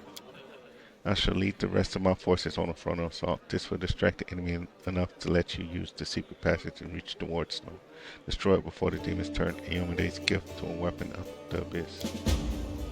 Most of the allies you found will join my forces, but you can expect a certain amount of support from them. My opinion on Prelate Herlin aside, it is undeniable that his Inquisitors are a formidable force. You will benefit from their pinpoint strikes against troublesome enemies. The Order of the Flaming Lance counts among its members both pilots, knights, and masters of the arcade. You are about to test an experimental ritual they've developed. Should it all go according to plan, your party will have a serious advantage during the battle at the Great Garrison. In these dark days, the most unlikely allies join forces to fight the common foe. All thieflings are treated with prejudice in Canaveras, let alone the smugglers and the thievery of the kind. Yet they are on our side, and I'll make sure their contribution is not forgotten after the victory. They'll be of little use in open combat, but they'll help you spot secret doors and warn you about traps. Yeah, I have to go. Go, man. Iomade, keep you safe. Okay, we are going to sweep the grounds to see if we can gather some of the good old goods that's out there. so that we can sell.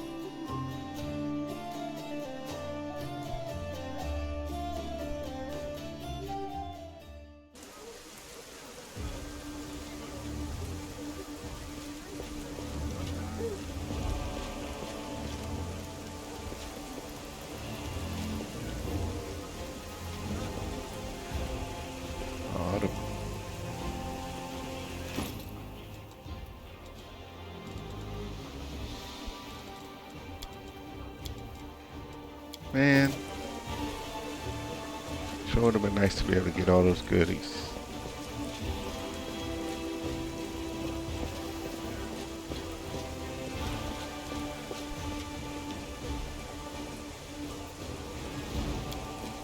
Oh, says loot right there. Cool.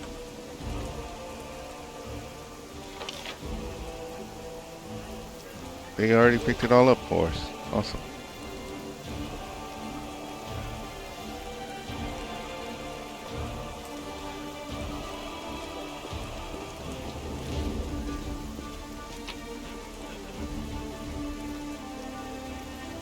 We just get the money and stuff? Okay. Well, I guess that's probably what it would have been worth anyway.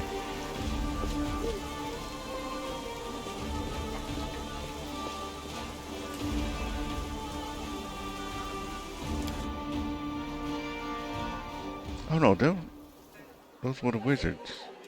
Follow if you dare.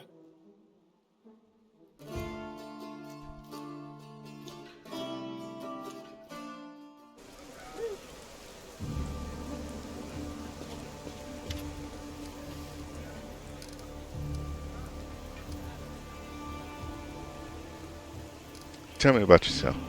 Well, Kaleem seems remarkably at ease. His face is untroubled, as if his life and the lives of everyone else in the tavern aren't hanging by a thread, as he reads a dog-eared book and makes notes in the margins.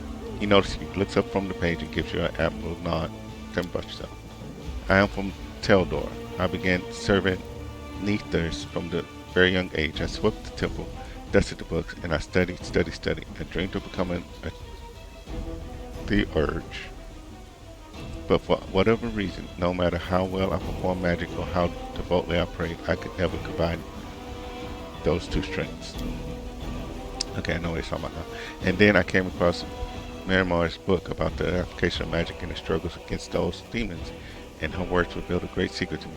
That faith is dead without deeds, that anyone who seeks knowledge for its own sake or power or glory will not achieve anything unless they direct it towards a worthy purpose. I renounced Nethers and swore myself to Iomade. I crossed an entire continent to meet Lady Miramar and asked her to take me on as a student.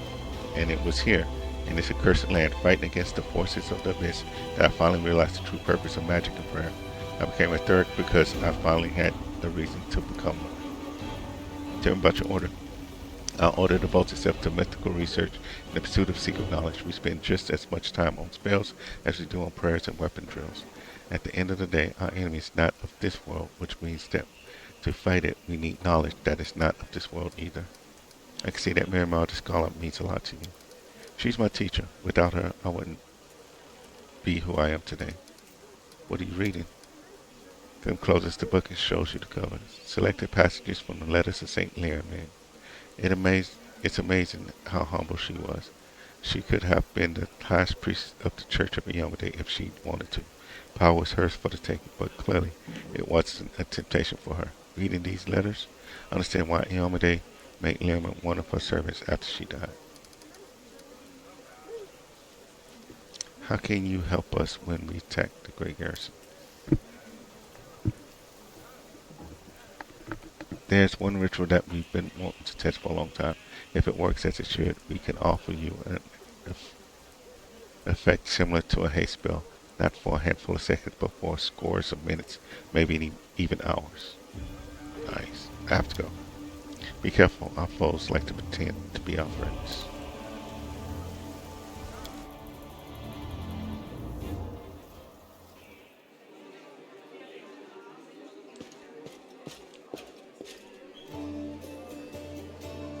There you are. Show me what you have.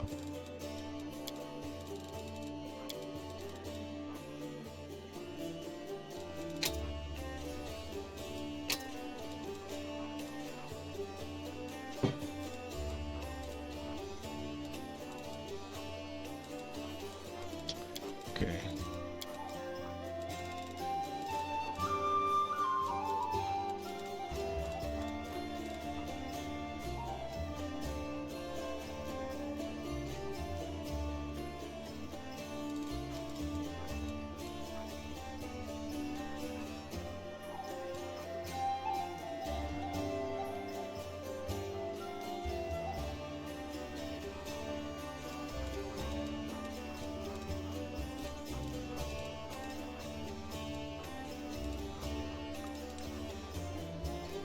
Trying to see.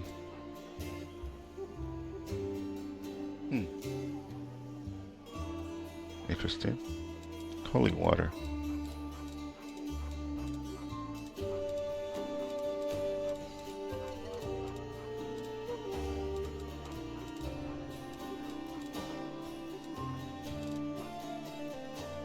But you know what? I can look at all this off screen stuff I'm just looking at right now to try to figure out what's here and what can benefit us.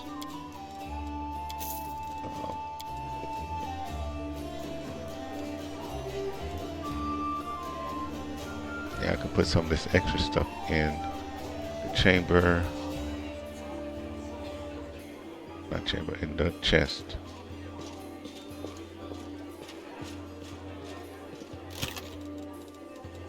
We already have some stuff in the chest. Forgot about it.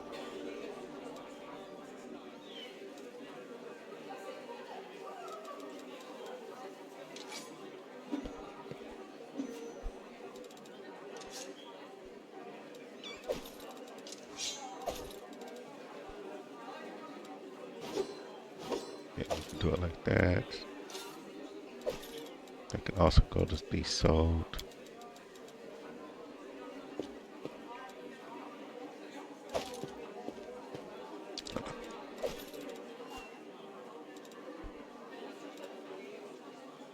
This one look for heavy flail of weakness. Whenever the wielder of this +1 cooldown heavy flail confirms a critical hit with it, the target suffers a -1 penalty on attack rolls for 1 round. Okay.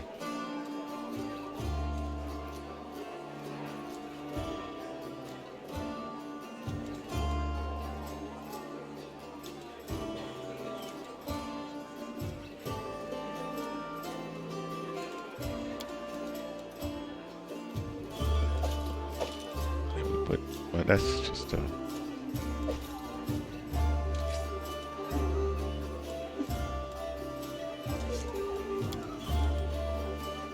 see.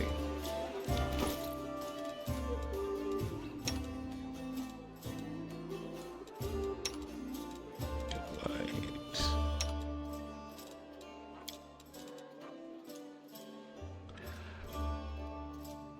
Yeah, this gives you better defense for right now. Until we fight an undead.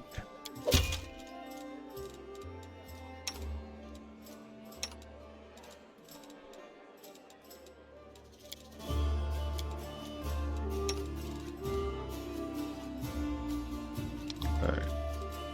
Well, I'm looking at the stuff, but it's actually time to end this stream.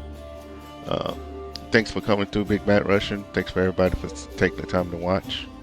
I said do a little playthrough. Continuing on, and Pathfinder, War of the Righteous. Till next time, please ensure that you take the time to enjoy your day, enjoy your night, and enjoy life, because it's too short not to. Peace.